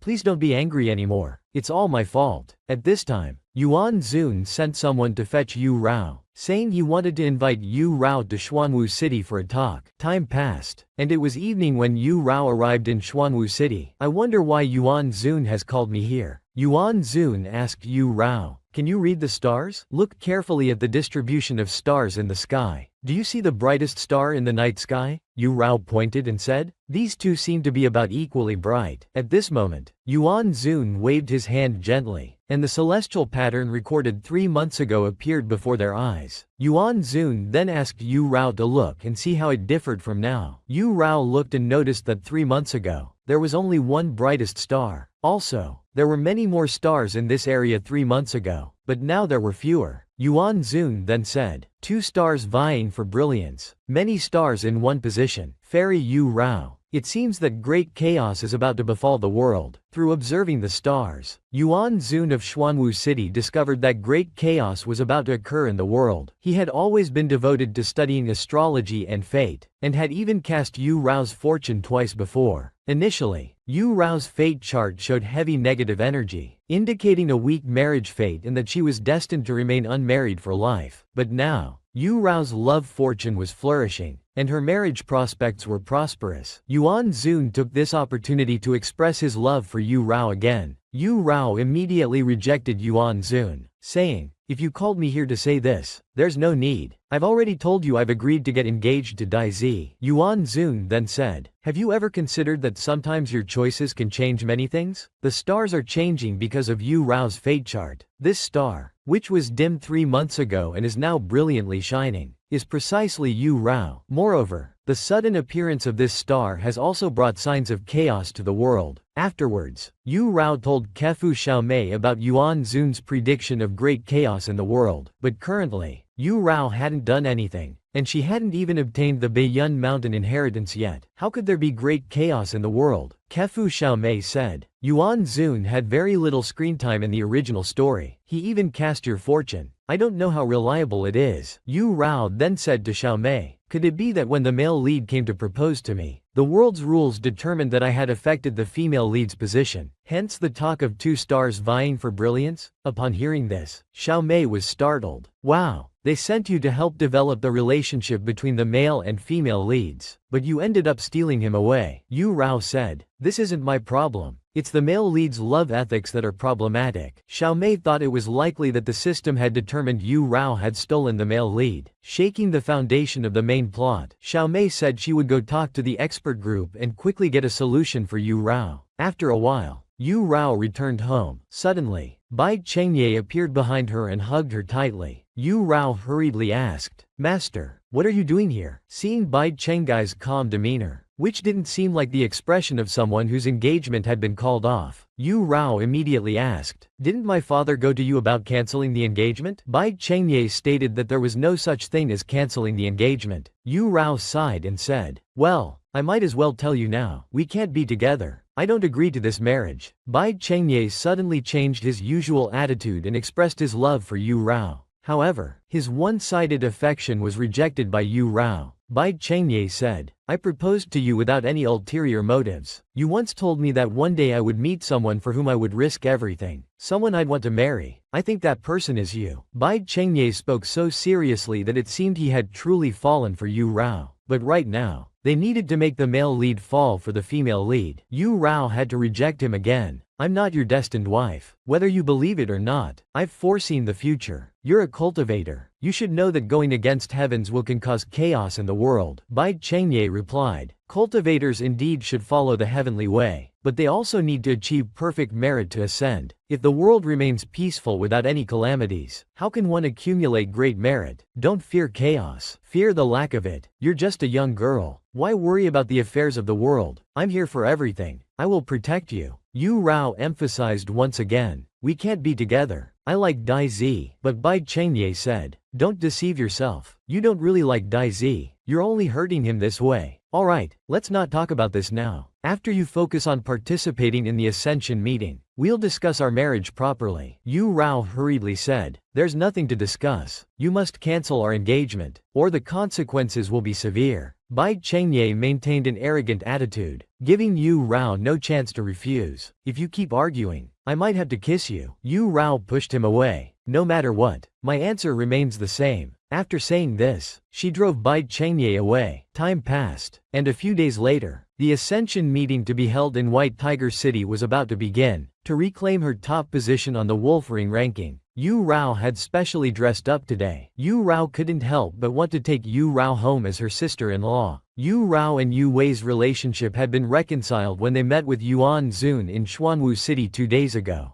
Dai Zi was constantly arguing with Yu Wei. Seeing this, Yu Yao said, alright, stop fussing. Did you bring the things I asked you to prepare? Dai Zi brought a kasaya from the South Sea, which could change colors and luster depending on the strength of light. Yu Wei brought fresh flower petals. When Yu Rao flies up to the ascension platform, stepping on the delicate gauze, I'll scatter the petals. The effect will be amazing. Yu Rao was speechless after seeing this. Thank you, but I don't need such an extravagant entrance. The scene changes, and Dai Zi accompanies Yu Rao as they prepare to go to the ascension platform. On the way, Dai Zi introduces Yu Rao to the citizens of White Tiger City. This is Fu Yu Rao from Vermilion Bird City, my fiancé. Yu Rao then asks, hasn't your family not agreed to our engagement yet? Is it okay for you to introduce me like this? Dai Zi replies, I argued with my mother for a few days, and she finally agreed. Yu Rao feels that Dai Zi seems to be hiding something. Meanwhile, Yu Wei keeps babbling incoherently. Yu Rao asks, what's wrong with you? Although Yu Wei can't speak, he points at Bai Chengye nearby, suggesting that his inability to speak is Bai Chengye's doing. Seeing Yu Rao approach, Bai Chengye invites her to sit together. Yu Dai Yi from White Tiger City states that according to the rules, Yu Rao can't sit in the front position. I'll have someone guide her to the kun position. However, Bai Chengye dismisses this, saying, no need, her place is by my side. Yu Rao's best friend was silenced by Bai Chengye for speaking recklessly. We don't know what exactly Yu Wei said about Bai Chengye. Seeing this, Yu Rao says to Bai Chengye, what Yu Wei said, I told him to say it. If you want to punish someone, punish me. Bai Chengye then asks Yu Rao to sit beside him. Immediately after, Yu Rao is silenced by Bai Chengye and unable to move. At this moment, the Zan Lord and Lady Qingshu from White Tiger City approach. I didn't expect the Qing Lord to attend this ascension meeting. It's truly an honor for our White Tiger City. But what bad timing. The Zan Lord and his wife came at such an inconvenient moment. Yu Rao was silenced and couldn't stand up or greet them. The Zan Lord asked Yu Rao a series of questions. Seeing Yu Rao not responding, Lady Qingshu became furious and was about to scold her, but was stopped by the Zan Lord. My lady, the ascension meeting is about to begin. Let's take our seats. Yu Rao finally breathed a sigh of relief, thankful that a major incident was avoided. Yu Wei then came over and sat next to Yu Rao. At this point, Bai Chengye removed the spell cast on Yu Rao, as the ascension meeting was about to start. With the appearance of 2 golden fish divine beasts, the ascension meeting in White Tiger City officially began. The first match, featuring disciples from White Tiger City, kicked off the competition. In the blink of an eye, it was evening. Throughout the entire competition, Yu Rao watched with great excitement. Bai Chengye then said, you must be hungry after watching the competition all day. Come, let your master take you to eat. Yu Rao immediately replied, I'm not hungry. If I get hungry, I'll eat. You don't need to follow me. However, at this moment, the Zan Lord approached and said, Qing Lord, please wait. We didn't have time to inform you earlier, but we have finally approved the marriage between Dai Zi and Yu Rao. Tomorrow evening, We'll host a banquet at our residence to discuss the details with the Heavenly Lord. As the matchmaker, Qing Lord, please make sure to attend. White Tiger City suddenly agreeing to Yu Rao and Dai Zi's engagement surprised Yu Rao. She didn't expect Dai Zi to actually convince Lady Qinshu. Yu Rao then pulled Bai Chengye aside to discuss something. Yu Rao hurriedly confessed to Bai Chengye, "Last time when I asked you to come to my house to propose, it was a deliberate setup to trick you. The goal was to make you lose face and give up on me. I was wrong. I'm sorry, Master, but now I'm about to get engaged to Dai Zi. Please, Master, don't be fixated on me anymore. I really don't like you." After hearing this, Bai Chengye asked Yu Rao to look into his eyes and say once more that she doesn't like him. Yu Rao stated again, "I don't like you." Hearing this, Bai Chengye thought Yu Rao was still angry about being punished and sent to the ice abyss before. "Yu Rao, if you want me to make amends, just say it. I'm willing to do anything." Yu Rao quickly explained that it wasn't because of that incident. She simply didn't like him and didn't want to be with him. Bai Chengye didn't believe it and asked Yu Rao to swear on the spot that the person she liked wasn't him. Immediately, Yu Rao swore, "I swear, I absolutely don't like Bai Chengye. If I do, then let me." Before she could finish, Bai Chengye interrupted her. "Alright, you don't need to say anymore." Yu Rao asked, "So, do you believe me now?" Bai Chengye replied, "Whether I believe it or not doesn't matter anymore. From now on, I'll do as you wish and won't bother you anymore." After saying this, Bai Chengye turned and left. But at this moment, Yu Rao, who should have been happy, couldn't feel joy. She had forgotten to return Bai Chengye's whistle, which she probably wouldn't need anymore. She thought, "Never mind, I'll just keep it as a memento." At this time, a woman approached, calling out Yu Rao's name. This woman was Xu Ninger, Dai Zi's arranged marriage partner. Yu Rao asked, "Miss Xu, what can I do for you?" Xu Ninger angrily stated, "On the last day of the Ascension meeting, I want to challenge you. Don't you dare run away when the time comes." Seeing this, Yu Rao readily accepted Xu Ninger's challenge. Dai Zi, eager to protect Yu Rao, ran over and scolded Xu Ninger. Seeing Dai Zi taking Yu Rao's side, Xu Ninger was heartbroken. She left some harsh words and walked away without looking back. The first day of the Ascension meeting held in White Tiger City came to a temporary end. Dai Zi came to find Yu Rao. Seeing this, Dai Zi couldn't help but complain. "Just got rid of 1/3 wheel, and here comes another." However, as the host of this Ascension meeting in White Tiger City, Dai Zi had important matters to attend to. He bid farewell to Yu Rao for the time being. Afterwards, Yu Wei suggested taking Yu Rao to eat a feast prepared by a mysterious chef. The scene changes. Yu Wei is seen bringing plates of sumptuous dishes to the table. It turns out that the mysterious chef she mentioned was actually Yuan Zun from Xuanwu City. Yu Rao immediately started drooling at the sight. Yu Wei quickly said, "My brother is much better than that ice block, Qin Zun, and that useless little tiger who can't do anything." Yu Rao curiously asked, "What bad things did you say about my master this morning that made him silence you?" Yu Wei said, "Isn't he just trying to control Vermilion Bird City through you? I told him not to cling to you and suggested he use me as a tool instead. My brother never manages anything, so it would be easier to control Xuanwu City through me." Yu Rao was stunned upon hearing this. "For my sake, you're willing to sacrifice not only your own brother but even yourself. You truly are my best friend." As they were chatting, Yuan Zun came over with the last dish. "These are just some simple home-cooked dishes. I hope they suit immortal Yu Rao's taste." Yu Rao said, "Thank you for your hospitality, Yuan Zun. I'll help myself then." Then, Yu Wei suggested, "Let's drink until we can't anymore tonight." An hour later, Yu Wei was already drunk and unconscious. Yu Rao asked Yuan Zun to take Yu Wei to her room to rest. It was getting late, and Yu Rao also planned to retire. At this moment, Yuan Zun suddenly asked, "Has Qing Zun agreed to your engagement with Dai Zi?" Yu Rao said. Bai Chengye has nodded in agreement. "But I still have a question. Is it true that as long as I'm not with Bai Chengye, the world won't fall into chaos?" Yuan Zun replied. "Being with someone else only changes that one person's fate. Even if there's chaos, it would be very limited." After a while, Yu Rao returned to her room to rest. She seemed to have something on her mind. She kept recalling the moments she spent with Bai Chengye and the things he had said to her. As she reminisced, she couldn't help but shed tears. Soon after, a familiar figure quietly appeared. It was Bai Chengye. He cast a spell and then pressed 2 fingers on Yu Rao's forehead. He seemed to be extracting something from Yu Rao's mind. However, Bai Chenggai's actions were noticed by Yuan Zun from Xuanwu City. The two encountered each other because of this. The mind-reading technique of Changshoren from Qinglong City is unmatched in this world. Yuan Zun had discovered through star divination that there would be great chaos in the world. Now, the four great immortal cities guard the four directions to protect the peace and stability of both the mortal and immortal realms. As the lord of a city, Qing Zun Bai Chengye should understand the responsibilities he needs to bear. Bai Chengye stated that he wasn't afraid of any chaos in the world, whatever becomes of the world. For Bai Chengye, it's just a matter of facing challenges as they come. But for Yu Rao, she's just a young girl. She has the right to choose a relaxed and peaceful life. Bai Chengye doesn't want to force Yu Rao to face a potentially more cruel world with him, because Bai Chengye can't bear to see her suffer. Then, Bai Chengye entrusted Yuan Zun to return the engagement token to the Heavenly Lord. Since Yu Rao wants to be with Dai Zi so much, I'll fulfill her wish. Seeing Bai Chengye about to leave, Yuan Zun asked, "Are you planning to return to Qinglong City?" Bai Chengye replied, "Unless necessary. I won't see her again in the future. Farewell." The scene changes to White Tiger City. Today, the Yu family is hosting a banquet to discuss the marriage between Dai Zi and Yu Rao. "Brother Fu, it's all because of your precious daughter. She's stolen my son's heart. He even said if we don't agree to their marriage, he'll become a live-in son-in-law at your house." The Heavenly Lord said, "There are too many people who like my daughter, but she's set on Dai Zi. I've been trying to persuade her these days until my lips are worn out. My daughter is graceful and intelligent,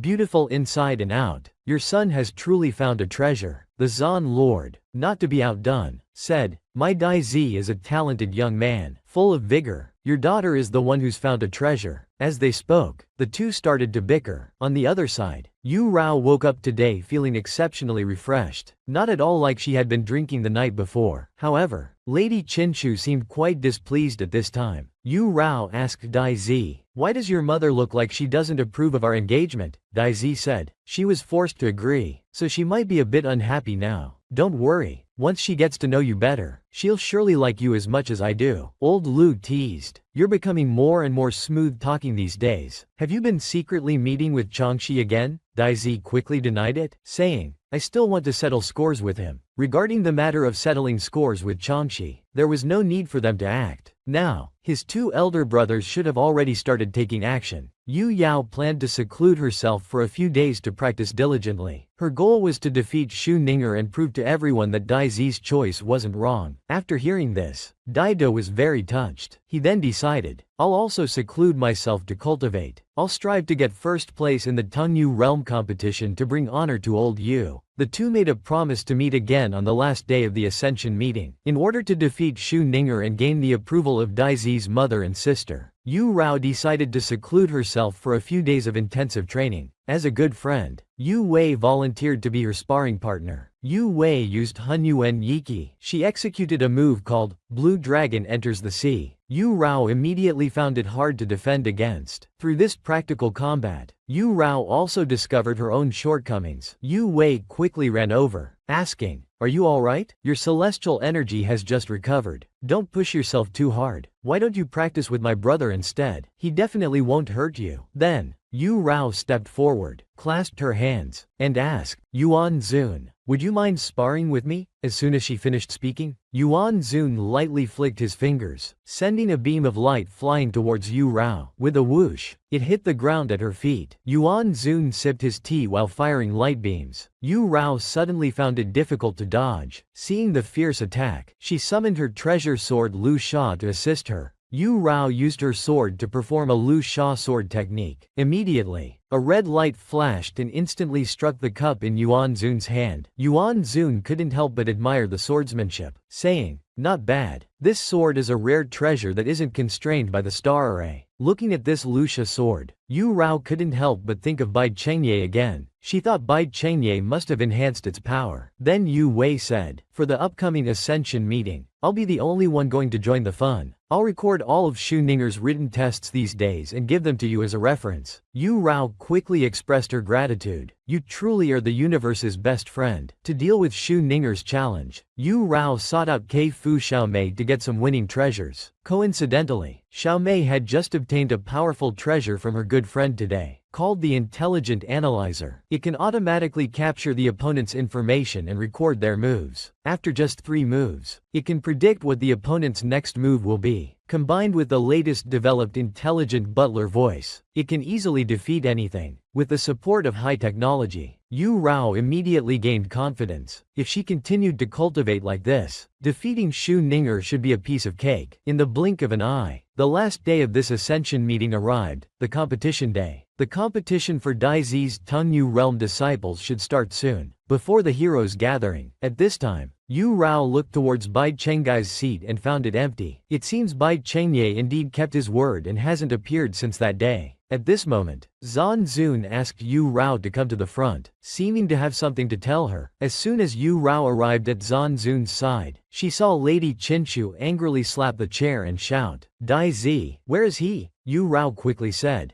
"Dai Zi should be preparing for the competition now." "Did something happen?" Zan Zhen said. "According to the draw order, it's Dai Zi's turn to compete next, but now we can't find him anywhere. If you know where he went, quickly call him back." Yu Rao immediately opened her communication device and urgently called Dai Zi, but there was no response from the other end. Because Yu Rao had been in seclusion practicing these days, she hadn't been in contact with Dai Zi. Lady Qinshu was very angry. "You don't even need to take the written test. Why did you seclude yourself and practice?" Yu Rao explained. "I accepted Xu Ninger's challenge. Before secluding myself, I made an agreement with Dai Zi. He said he would also seclude himself to cultivate for a few days. But the elder sister said that she hadn't seen Dai Zi in the practice room recently. Come to think of it, it seems they haven't seen him for several days." In a fit of anger, Lady Qinshu blamed everything on Yu Rao. "As my son's fiancé, you don't even know where he went." Seeing this, Zan Zun quickly stepped in to mediate. All right,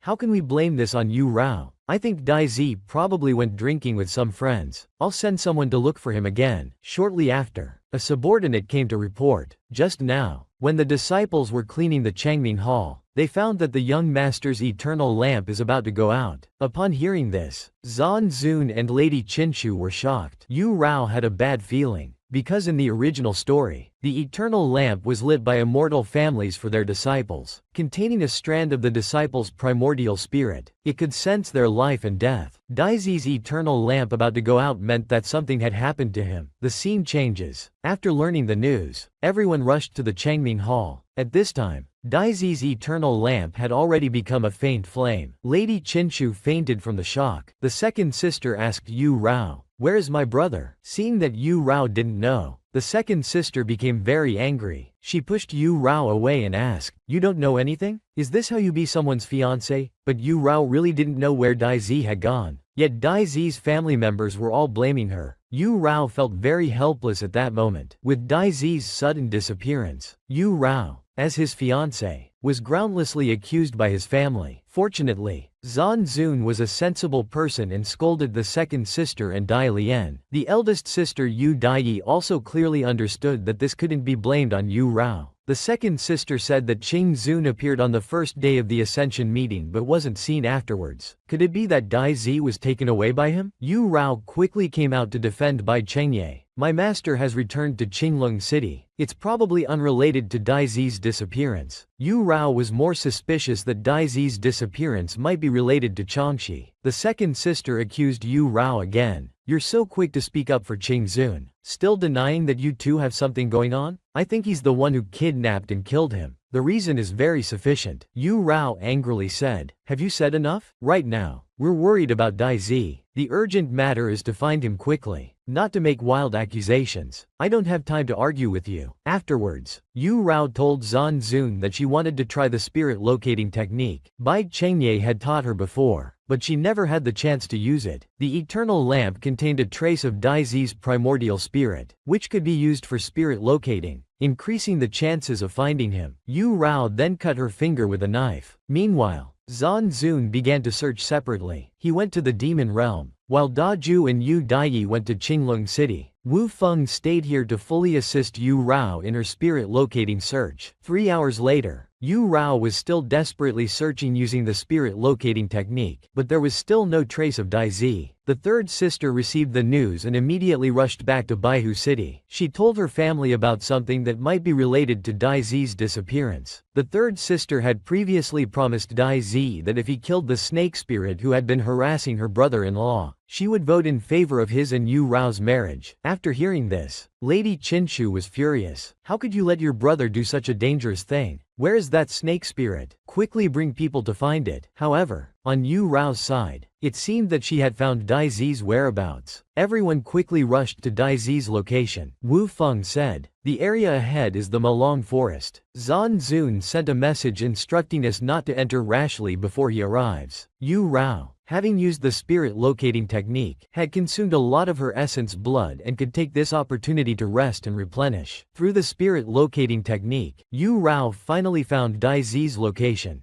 Zhan Zun led the way into the Malong forest. They were now very close to Dai Zi. After walking for a short while, they soon discovered several vicious wolves growling around something white. Seeing the white object, they initially thought it was Dai Zi. Without a word, Zhan Zun immediately went forward and swiftly killed the hungry wolves. But upon closer inspection, they found it was a white fox. Hearing it was a white fox, Yu Rao hurriedly went forward to take a closer look. It turned out to be Bai Shui. His entire body was severely injured. At this moment, Yu Rao never imagined that Bai Shui was still alive. Her joy was short-lived as she began to feel a headache. The use of the spirit locating technique had caused significant damage to her. At this time, news came from nearby that Dai Zi had been found. They put Bai Shui into a spirit beast bag. They then quickly rushed over. They saw Dai Zi tied up, and the subordinates pulled him out of the lake onto the shore. From the looks of it, he seemed to have been severely injured and remained unconscious. Zhan Zun picked up Dai Zi and immediately said that due to the sudden incident, they should return first and discuss later. However, as Yu Rao was walking, she suddenly collapsed to the side, falling unconscious with blood flowing from her mouth. After an unknown amount of time, Yu Rao hazily opened her eyes to see Lady Chunhua watching over her bedside. Yu Rao sat up and asked, "Why do I feel so uncomfortable all over? Mother, am I injured?" Lady Chunhua anxiously said. "You foolish child. How dare you use the spirit locating technique with your level of cultivation? Your spirit and essence blood were almost completely depleted. You've been unconscious for an entire month. You were on the brink of complete destruction of both body and spirit." Yu Rao was shocked to hear this. Unconscious for a month and nearly died? Yu Rao's month-long coma had Lady Chunhua and Tian Zun worried sick. Unable to sleep at night, Yu Rao's 3 brothers had been searching far and wide for spiritual medicines. Fortunately, Yu Rao finally woke up. As for Dai Zi, he had been rescued. However, due to his severe injuries and poisoning, he was taken to Peng Lai by his master for treatment. Hearing this from Zhan Zun, Yu Rao finally felt relieved. Then, Lady Chunhua told Yu Rao, "Your engagement to Dai Zi has been cancelled by the Yu family. However, Zhan Zun and Dai Yi are very grateful to you. If it weren't for your timely use of the spirit locating technique, Dai Zi would likely have met a terrible fate." Yu Rao thought it over. If she hadn't agreed to the engagement in the first place, Dai Zi wouldn't have gotten into trouble. So, the Yu family's decision to cancel the engagement was correct. Yuan Zun had said before that sometimes choices can change many things. Yu Rao being with someone else would only change that one person's fate. In the original story, Dai Zi had always been on the periphery of the main plot, a carefree young master. But now, because of Yu Rao, his fate had changed. If she continued to be with Yu Rao, he would ultimately die because of her. Afterwards, Yu Rao asked her second brother about the circumstances of Dai Zi's incident. Dai Zi's third sister, Yu Dairong, had a husband, Ao Feng, who had been entangled with a snake spirit for many years. When Dai Zi went to kill the snake spirit, he happened to catch it having a secret meeting with the demon realm's crown prince. They refused to admit it and injured Dai Zi. They even took Dai Zi to confront Ao Feng. When Ao Feng learned that Yu Dairong had sent Dai Zi to kill the snake spirit, he angrily cursed Yu Dairong for being vicious. Afterwards, Zhan Zun demanded that the Western Sea pay the price for Dai Zi's injury. The two families were at odds, arguing incessantly. Finally, in a fit of anger, Zhan Zun forcibly separated Yu Dairong and Ao Feng. That's roughly what happened. In any case, you must never use the spirit locating technique again. No one will be able to save you next time. Yu Rao asked, "Who saved me this time?" Her second brother said, "You were lucky this time." Zun happened to have a spirit-stabilizing pearl with him. The second brother's expression seemed to suggest there was more to the story. Yu Rao then recalled that when she was falling unconscious, she had a dream. She dreamed of a celestial being by her side, holding her hand and saying many things. She couldn't hear clearly what was said, but it felt very warm. The second brother remembered that Bai Chengye had brought the unconscious Yu Rao to Zouk City, but he didn't tell Yu Rao the truth. In fact, the person who saved Yu Rao was Bai Chengye. The incident of Daizi's disappearance and injury had come to a temporary end. Yu Rao had been unconscious for a month but finally woke up. At this moment, she suddenly remembered that Bai Shui was still in the spirit beast bag. Yu Rao hurriedly took Bai Shui out. Fortunately, after a month, Bai Shui was still alive. Yu Rao hugged and kissed him repeatedly. However, why did Chang Shi, who had turned into a white fox, appear in the same place as Daizi? And they were both injured. It seemed there was still something unresolved. Afterwards, Yu Rao said she wanted to take Bai Shui for a full body checkup. The scene changed, and Bai Shui was seen covered in acupuncture needles from head to toe. The doctor said, "Your spirit pet's meridians have been shattered by someone." Luckily, there were many spiritual pills and medicines in the spirit beast bag. He survived in there for a month, relying on those medicines. However, his bloodline is extraordinary, with strong self-healing abilities. His life is no longer in danger now. The doctor suggested feeding him some spiritual pills daily to enhance his spiritual power. If you want him to recover sooner, you'll need to find the Maidenhua pill refined by Shenhua. Chang Shi thought to himself, this girl wouldn't spend so much on something so precious for me to eat. But the next second, a whole box of medicine appeared before his eyes. Yu Rao had sent someone to buy all the available spiritual pills from Zouk City. More would be coming later. Eat as much as you need, she said. At this time, Yu Wei learned that Yu Rao had awakened from her coma. She rushed over immediately. I told you not to marry Daizi. Look at how they've hurt you. Yu Rao replied, it's fine. I'm okay now. Don't worry. By the way, there's an auction at Yunli Fanghua this month. Let's go together. Yu Rao wanted to buy Zai Shenghua or spiritual pills at the auction for her spirit pet's treatment. Learning that Yu Rao had a spirit pet, Yu Wei came forward to pet it. Chang Shi thought, a tiger fallen on the plains is bullied by dogs. What kind of lowlife dares to touch me? Get away from me. Yu Rao had thought Bai Shui was dead, but who would have thought that when she went to the demon realm this time, she would find him being attacked by a group of beasts. However, Chang Shi had a different story. He was in Melong Forest because he had been severely injured by his two elder brothers working together. The vicious wolves surrounding him were actually protecting him. The spirit locating technique requires at least late-stage Tongyu cultivation to perform. Yu Rao was only at the late stage of Dongxuan, so her successful use of the technique was a miracle. Even Xuanwu Cheng's Yuan Zun couldn't help but praise her. At this time, the third brother received news that there was an anomaly in the East Sea. High-level sea demons had attacked the mines of Qinglong City, causing heavy casualties among the disciples. Qinglong City had dispatched more disciples to guard, but the sea demons kept attacking. The coastal villages and towns were all suffering from it. However, Qing Zun was currently in seclusion. The main idea was to ask Tian Zun and Zan Zun to go to the East Sea to investigate the cause of the demon unrest. Could this be a sign of the coming chaos in the world? Yu Rao hurriedly asked Zan Zun. This isn't related to me, is it? Zan Zun replied. Everything is predetermined in the grand scheme of things. Zan Zun's words were as good as saying nothing. He truly was a mystical figure. Afterwards, the customer service guy sent his regards. During Yu Rao's month-long coma, he had thought she was already gone. However, regarding the sea demon attacks on the mines that Yu Rao mentioned, there was no need to worry too much. The original story's protagonist had been demoted to guard that place, so he wouldn't die anytime soon. It was better to focus on the task from the White Cloud Mountain ancestor first. Regarding the White Cloud Mountain Immortal Palace, the expert group had made a new discovery. The original story mentioned that once, the male lead took the female lead to an auction at Yunli Fanghua. He bought a dagger and gave it to the female lead. This dagger was made by a great refining master 300 years ago. This person seemed to be the White Cloud true person. Top-grade weapons usually incorporate the refiner's essence blood. The female lead had no relation to the White Cloud true person. but she appeared as soon as she entered the White Cloud Mountain Immortal Palace. That dagger was very likely the key to opening the Immortal Palace. However, the author of the original work had run away due to accusations of too many plot holes, so the specific situation couldn't be verified. They could only try based on the results researched by the expert group. Fortunately, Yu Rao was also planning to go to the Yunli Fanghua auction soon. Hopefully, that dagger would still be there. At this time, the guy asked about Chang Shi. Is he still bothering you? Yu Rao said. Chang Shi hasn't appeared for a while. Maybe those 2 letters I sent had an effect. Yu Rao had notified Chang Zai's 2 elder brothers, saying that Chang Shi intended to incite internal strife among the demon race to seize power. To gain the trust of Chang Zai's 2 elder brothers, Yu Rao had also included in the letter a list of several tribes that Chang Shi had subdued, as well as the locations of his secret bases for training private soldiers. Chang Shi, listening nearby, was shocked. So it was this evil woman who caused me such misery. Look at this. The dignified 3rd prince of the demon race, reduced to being someone's pet. He was hunted by his 2 elder brothers, all thanks to the woman before him. He was so angry that his fur stood on end. Even his beloved subordinates were still unaccounted for. Chang Shi vowed, "I'll kill you right now, you vicious woman." There was a loud bang, and Chang Shi fell flat on his face. Yu Rao was startled and quickly picked up Bai Shui. "Darling, you're still very weak. You can't move around recklessly, okay? Did you hurt yourself? Let me rub it for you."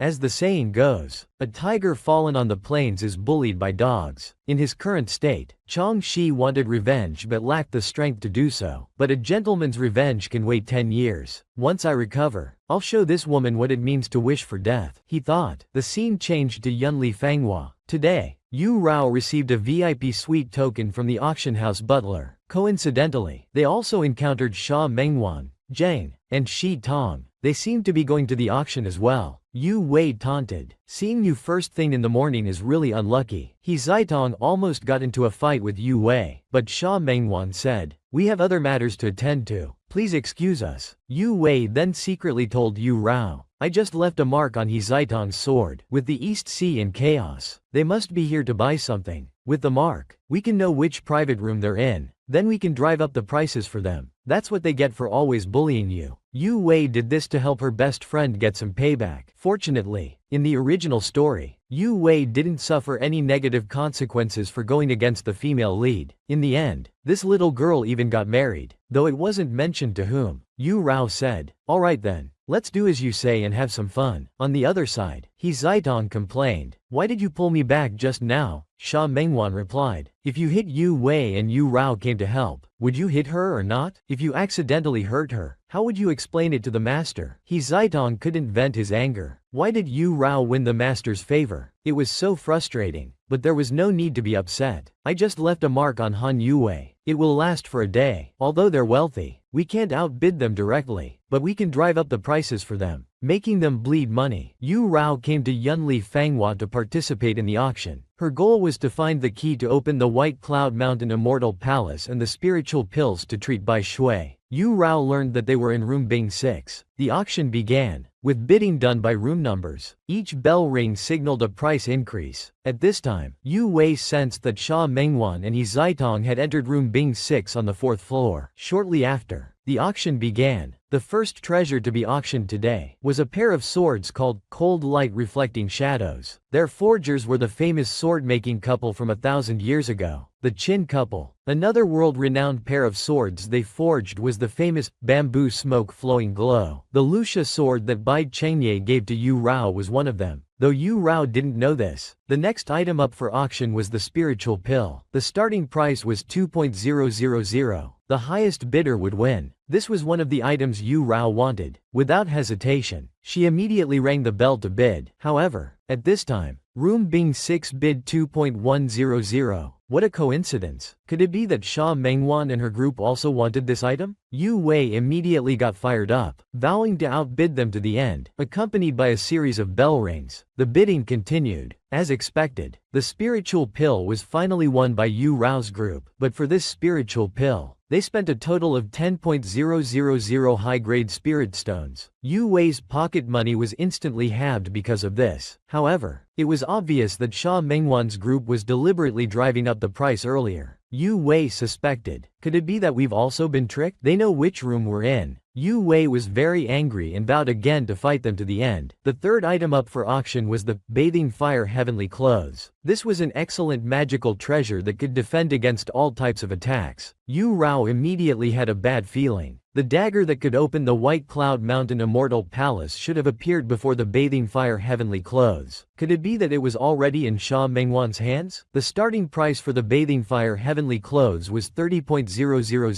Sha Mengwan's group immediately bid, seeming to really want this magical item, but they stopped bidding at 50,000. Just as the bathing fire heavenly clothes was about to be won by a bystander, the bell rang. Yu Wei asked Yu Rao, "Sha Mengwan's group has given up. Why are you still bidding?" Yu Rao smiled and said, "Sha Mengwan's group doesn't have much money, but they kept bidding up to 50,000 before stopping. This shows they really want it but can't afford it, so we need to win it." To successfully complete the White Cloud Mountain Immortal Palace task, Yu Rao came up with a clever plan. She would get the bathing fire heavenly clothes that Sha Mengwan really wanted. Sha Mengwan had previously come to Yunli Fanghua and bought a dagger that was said to be made by a great refining master 300 years ago. Yu Rao's condition was to exchange the bathing fire heavenly clothes for Sha Mengwan's dagger. However, Sha Mengwan had carefully examined that dagger and found nothing special about it. She had bought it because no one else bid on it and it was cheap. She didn't understand why Yu Rao wanted this dagger, but thinking carefully, even if that dagger had no special properties, they couldn't afford to be picky now. He Che had been seriously injured in this demon uprising. Without an excellent defensive magical item, he might not survive until the crisis was over. So Sha Mengwan took out the dagger and said, "See if this is the one." After Yu Rao took it, she looked at it and confirmed it was the same as described in the original story. Then, Yu Rao asked Yu Wei to give the bathing fire heavenly clothes to Sha Mengwan.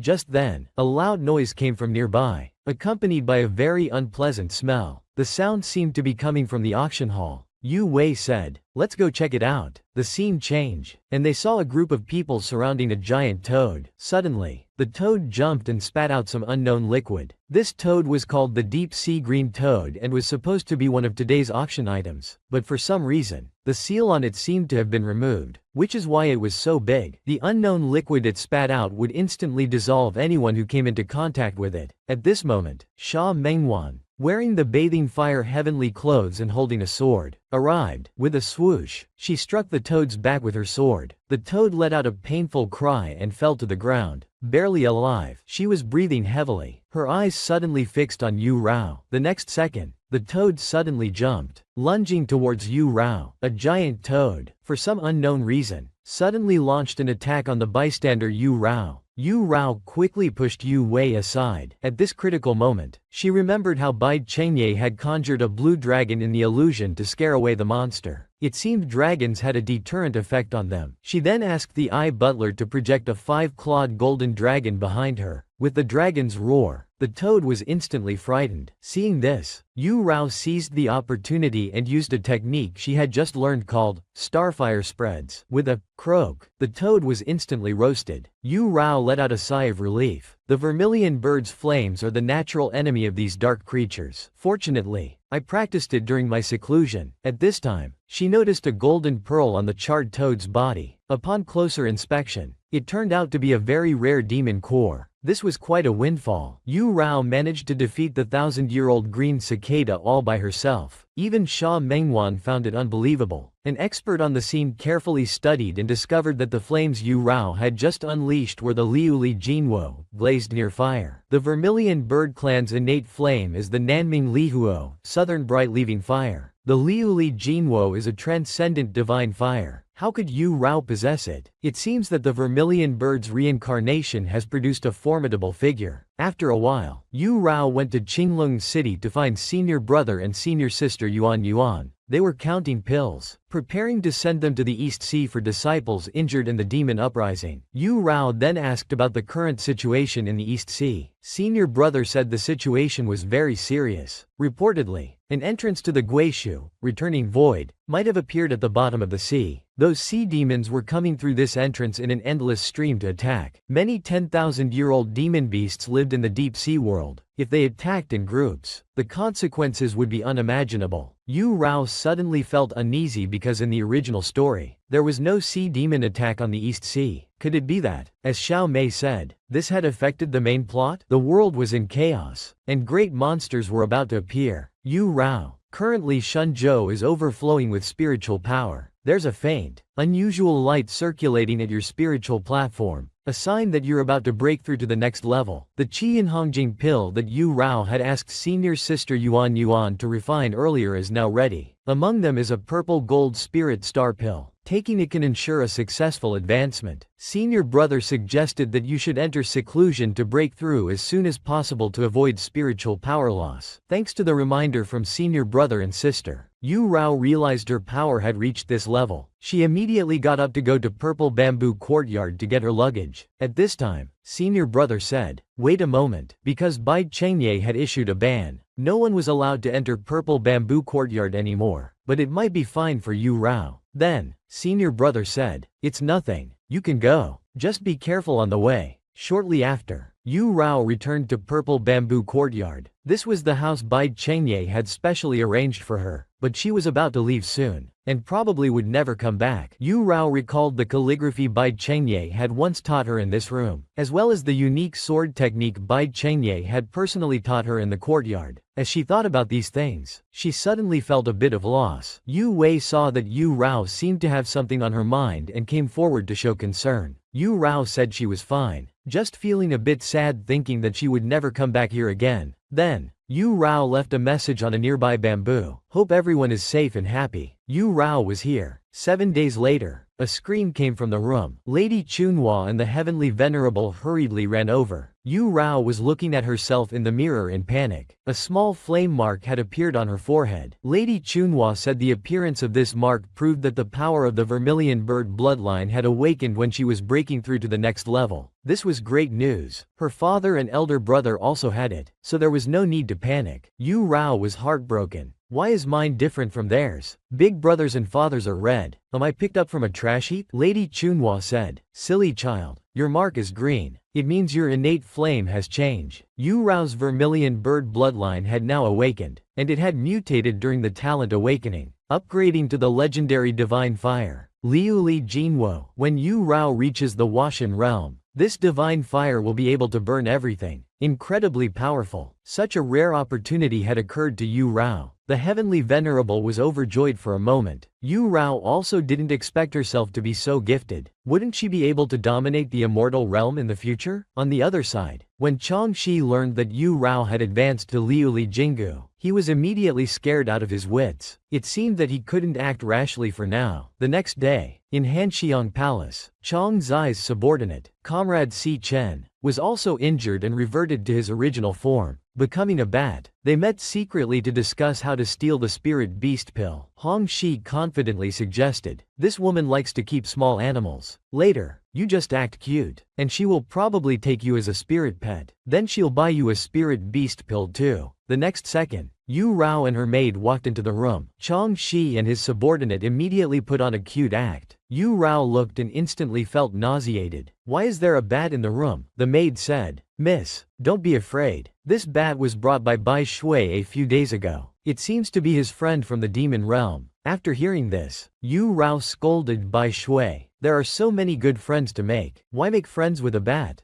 After saying this, she used a spirit beast bag to capture the bat. Then she ordered the maid to throw this bat outside the Divine Fire Palace and not let it in again. Chang Shi watched helplessly as Comrade Si Chen was taken away. Feeling quite reluctant, Yu Rao had to remind Bai Shui, "Bats are the animals that carry the most viruses in this world. Don't play with it again in the future. Understand?" After a while, an elder from Qinglong City came to visit. The entrance to Guishu was originally sealed, but yesterday that seal was suddenly broken. Two nearly 10,000-year-old deep-sea giant sharks had invaded. These two giant sharks were extraordinary, impervious to weapons and all kinds of magic. They could only ask Yu Rao to help, because Yu Rao's current innate flame was exactly the nemesis of such demon beasts. Although her cultivation was still shallow, the Liuli Jinwo's attribute was wood. Water nourishes wood, so its power would definitely be doubled in the sea. Yu Rao expressed that if she could help quell the demon uprising, she was willing to give it a try. Then, they set off together for the East Sea. As soon as they arrived, they saw many Qinglong City disciples fighting the giant sharks. Ran said, "The other one might be ambushing nearby. Be careful." As soon as he finished speaking, the other giant shark leapt out of the sea, stirring up thousands of waves. The East Sea demon uprising appeared once again. This time, the attackers were two deep-sea giant sharks. With her father's assistance, using the recently awakened Liuli Jinwo, Yu Rao unleashed a move called Starfire Spreads. The giant shark's back was instantly roasted. She wanted to press the advantage, but the giant shark had already been scared back to its lair. At this moment, Princess Yun Tianjing from the Two Wings Palace of Qinglong City came to join them. The other giant shark is trapped in Chen Ke Bay by Yuan Zun and Elder Chang. Follow me. The scene changes. Despite the urgency of the situation, Yuan Zun was leisurely playing Go. Upon closer inspection, the giant Go board was like a cage, trapping the giant shark below. Yuan Zun instructed Yu Rao, "Soon, a space will appear at the intersection of row 10 and column 16. Attack it fiercely with fire." Yu Rao's Liuli Jinwo posed a great threat to demon beasts. The previous one had escaped, but this one couldn't be allowed to get away. Soon after, a space appeared on the board. Seeing this, Yu Rao shot a flame towards the giant shark below. Despite its thick skin and flesh, the giant shark couldn't withstand the burning of the Liuli Jinwo. It kept struggling. Seeing this opportunity, Yu Rao continued to launch fierce attacks. After several hours of intense battle, as morning arrived, the giant shark had been turned into a delicious roasted whole fish. Yu Rao had consumed several bottles of ancient spirit medicine to fully roast the giant shark. Afterwards, Yun Tianjing took out the demon core from the giant shark. She then said to Zan Zun, "How about gifting this 10,000-year-old demon core to Yu Rao? We'll need to rely on her a lot more to quell this Guishu uprising." Zan Zun replied, "Well, we should ask if Fairy Yu Rao is willing to accept it." Yu Rao thought for a moment. Judging from Yun Tianjing's intention, she probably wanted Yu Rao to stay and help until Guishu was sealed again. Without hesitation, she immediately stepped forward and took the demon core. She then expressed that it was no problem, saying that as a disciple of the immortal realm, it was her duty to help suppress the demon uprising. The mine of Xingrong City in the East Sea was located in the middle of the sea. A barrier kept the seawater out, but recently this place had been constantly attacked by demon beasts. The Heavenly Venerable suggested joining forces with Yuan Zun and Zan Zun to seal the Guishu opening. It could hold for a while, and they could make long-term plans after Qing Zun came out of seclusion. However, Zan Zun from White Tiger City had some business for the next 2 days and could only arrive the day after tomorrow. Yu Rao and the Heavenly Venerable had no choice but to stay at the mine temporarily. Given the severity of the demon uprising in the East Sea, Bai Chengye had instructed before entering seclusion that he should not be disturbed for any reason during his seclusion. Yu Rao thought Bai Chengye had gone into seclusion because he was upset about being rejected, so she asked Ran if he was heartbroken or anything like that. Ran said, "If you're concerned, I can go call him out, and you can ask him yourself." Just then, Pei Che, whom they hadn't seen for a long time, walked by. Yu Rao called his name, but he pretended not to hear and acted as if he hadn't seen her. Seeing him like this, he seemed to have become quite haggard. Ran said, "Only by enduring the bitterest of hardships can one become the best of men.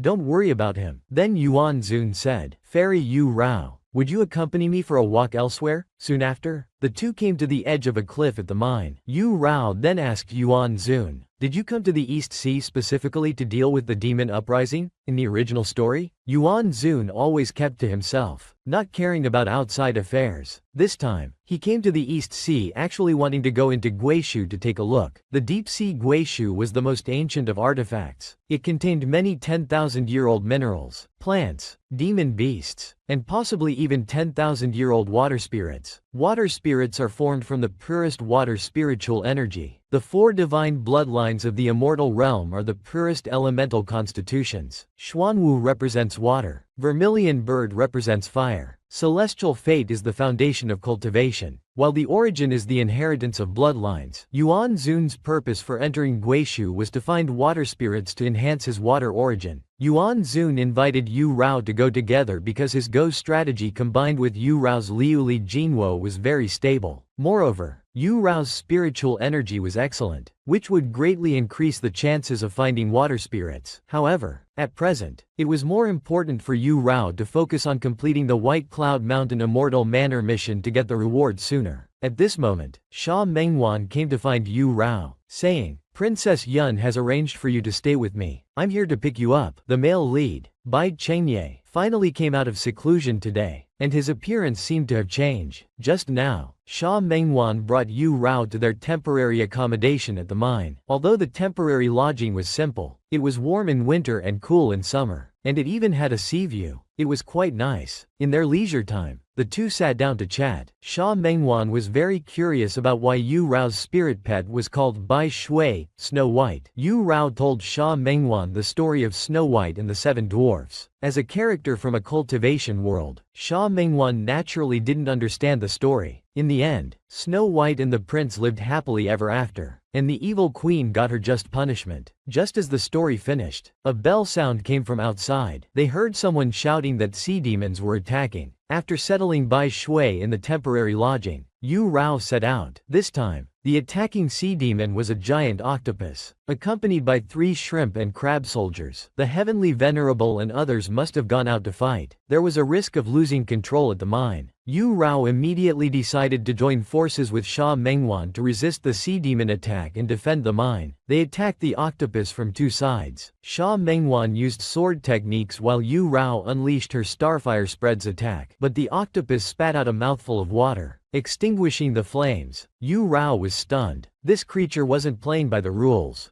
It seemed her cultivation wasn't enough, and the power of Liuli Jinwo was limited. Yu Rao had to try attacking from close range, but all the flames she shot were deflected by the octopus. While Yu Rao was puzzled, she completely failed to notice a large fish approaching from behind with its huge mouth open. Sha Mengwan saw this and was about to warn her when suddenly a sword beam flew by, literally splitting the big fish in half. Yu Rao turned around in disbelief to look. What she saw shocked her. Unexpectedly, it was Bai Chengye, whom she hadn't seen for a long time. Yu Rao was very confused about why Bai Chengye's hair had suddenly turned white, but she completely failed to notice the situation behind her. Bai Chengye saw this and shouted, "Watch out!" He immediately rushed forward and embraced Yu Rao. With one sword strike, he severed the octopus's tentacle. Then, holding Yu Rao, they both fell into the sea. Seeing Yu Yao in danger, Bai Chengye, as the male lead, immediately stepped in to save her. However, as the female lead of this story, Sha Mengwan received completely different treatment. When the giant octopus was about to ambush her, Bai Chengye said, "What are you spacing out for? If you don't want to fight, go stay somewhere safe." After saying that, he simply used a move to push Sha Mengwan aside. Afterwards, the two returned to land. Bai Chengye told Yu Rao to deal with the small sea monsters, while he would handle the big ones. He raised his sword, pointing it to the sky. Starlight immediately gathered around him. His eyes suddenly changed, and then Bai Chengye was possessed by the Azure Dragon. He attacked the giant octopus with overwhelming force. Moments later, the ground was scattered with octopus tentacles cut down by Bai Chengye. This wave of demon chaos finally subsided. At this time, Sha Mengwan came to find Yu Rao. When a sea demon appeared behind Yu Rao earlier, Sha Mengwan didn't warn her immediately. She came specifically to apologize. Yu Rao didn't mind, saying it was understandable that her senior sister didn't react in time due to the sudden situation. Sha Mengwan felt very guilty and told Yu Rao the truth. Previously, Pei Che had tried to harm Yu Rao for Sha Mengwan's sake. Now, her being assigned to guard the mine was also her master's punishment for her. Yu Rao was completely surprised by this revelation and angrily cursed Pei Che for being shameless. Sha Mengwan expressed, "I used to hate you very much, junior sister, thinking you were malicious and underhanded. Now I've become just like that myself. Our actions are even less honorable than yours. I will go accept punishment from our master. Don't consider us good people anymore." Yu Yao thought to herself, "Since senior sister could reflect on her mistakes in time and confess to me, I won't pursue this matter. I also hope to get along well with senior sister. Why don't we take this opportunity to put the past behind us and turn from enemies to friends?" The two shook hands and reconciled, wiping the slate clean of all past issues. After persistent efforts, Yu Rao finally became friends with the female lead. Moreover, after interacting, Sha Mengwan discovered that Yu Rao wasn't as dislikable as before. As they were chatting, Bai Chengye walked over. Yu Rao really wanted to ask him about his hair turning white. However, Sha Mengwan grabbed Yu Rao's hand, saying they should ask Bai Chengye to take them to see Guishu. Bai Chengye asked Yu Rao if she wanted to go too, but currently, the situation in Guishu was unclear. Bai Chengye was going to investigate with the Heavenly Venerable and Yuan Zun. It wasn't suitable for disciples to accompany them, but for some reason, Bai Chengye kept staring at Yu Rao without saying a word. Yu Rao felt shy being stared at and didn't know what to say. She could only tell him, "Master, please be careful." Bai Chengye came over specifically. Could it be just to hear a pre-execution reminder? Yu Rao was very curious about why the male lead Bai Chengye's hair had suddenly turned white, but Sha Mengwan didn't know what had happened either. The last time she saw Bai Chengye, everything was fine. He was rather puzzled about Yu Rao not going to Guishu.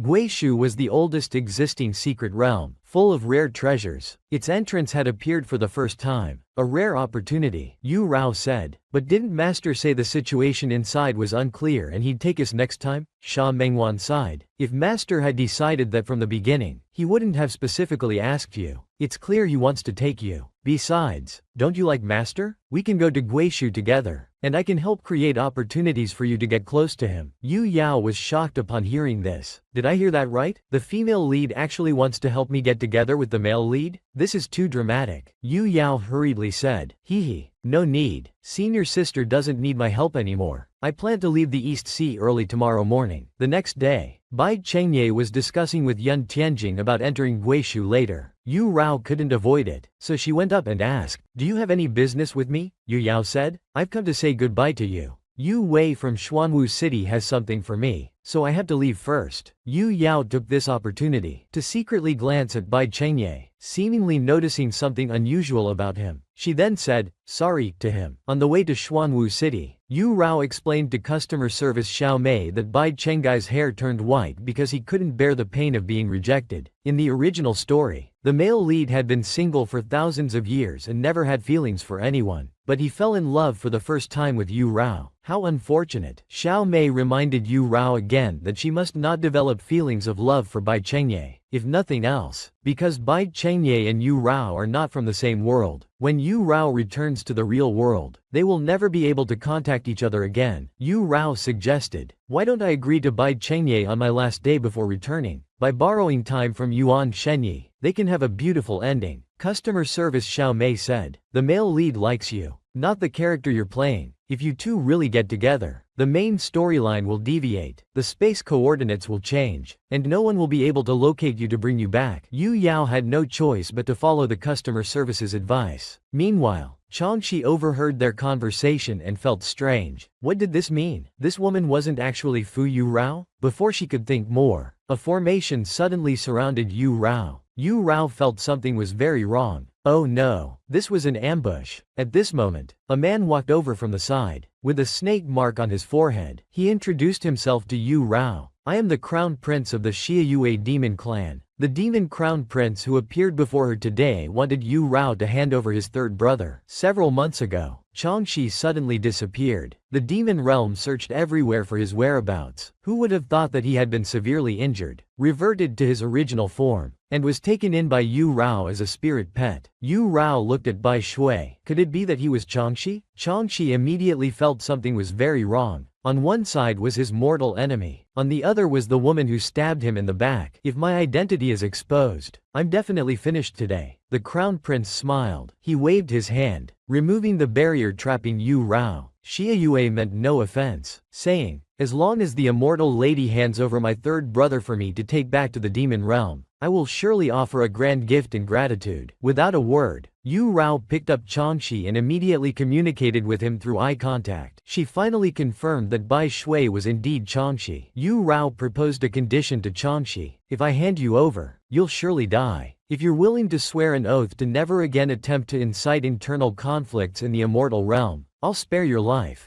Changshi had no choice. Saving his life was paramount, so he had to follow Yu Rao's arrangement and swore an oath on the spot. Bai Shui's identity as Changshi was confirmed. No wonder Bai Shui appeared when Changshi disappeared. "You really went to such lengths to use me." Enduring humiliation, You're quite something. At this moment, Xie Yue asked Yu Rao, have you considered? Yu Rao replied, since Bai Shui is the demon clan's third prince, I naturally can't keep him. However, this means I'll be without a spirit pet. The crown prince is Changxi's brother, surely more powerful than him. Why don't you replace your third brother as my spirit pet? Xie Yue said. That's not impossible, but a spirit pet like me, immortal Yu Rao might not dare to have. The crown prince's true form was a python. Yu Rao also had one. She immediately opened her bracelet, and a giant golden python instantly appeared behind her. This startled the crown prince, and his subordinates immediately stepped forward to protect him. In the blink of an eye, Yu Rao had disappeared. The subordinates reported, Your Highness, we've been tricked by an illusion. That giant python was just a mirage. The girl used it to escape invisibly. Afterwards, Yu Rao took Changxi to a safe place and gave him a beating. Changxi's plan to become Bai Shui had been exposed. You just wanted to mooch spirit pills and elixirs from me, recover, and then seek revenge, right? Changxi pitifully said, I still want to be your Bai Shui. How could I bear to harm you? Yu Rao saving Changxi was already the height of kindness. He had also sworn an oath. Changxi didn't understand why she still saved him after knowing his identity. Yu Rao said, Bai Shui has been with me for so long. In my heart, you've always been a true friend. As soon as she finished speaking, in the blink of an eye, he transformed back into his spirit pet form. He opened his arms, pouncing towards Yu Rao, saying he wanted to be with Yu Rao forever. Yu Rao caught him and threw him out, saying, Get lost. The demon clan's third prince, Changxi, was being hunted by his own brother. At the critical moment, Yu Rao stepped in and used the Liuli pure fire to block Xie Yue. Xie Yue expressed confusion. Immortal Yu Rao, what is the meaning of this? Yu Rao said, Your Highness, you misunderstand. I just picked up a beautiful snake. I don't know if it's your lover, so I wanted to stop you and ask. Xie Yue feigned calmness. What nonsense are you talking about? I don't understand. Fortunately, Yu Rao was prepared. She simply stated, I can not only entrust Mish to send anonymous letters to both demon princes, but I also don't mind submitting evidence of your plot to assassinate the Qing Emperor to His Majesty the Demon Emperor. Seeing Xie Yu's confusion,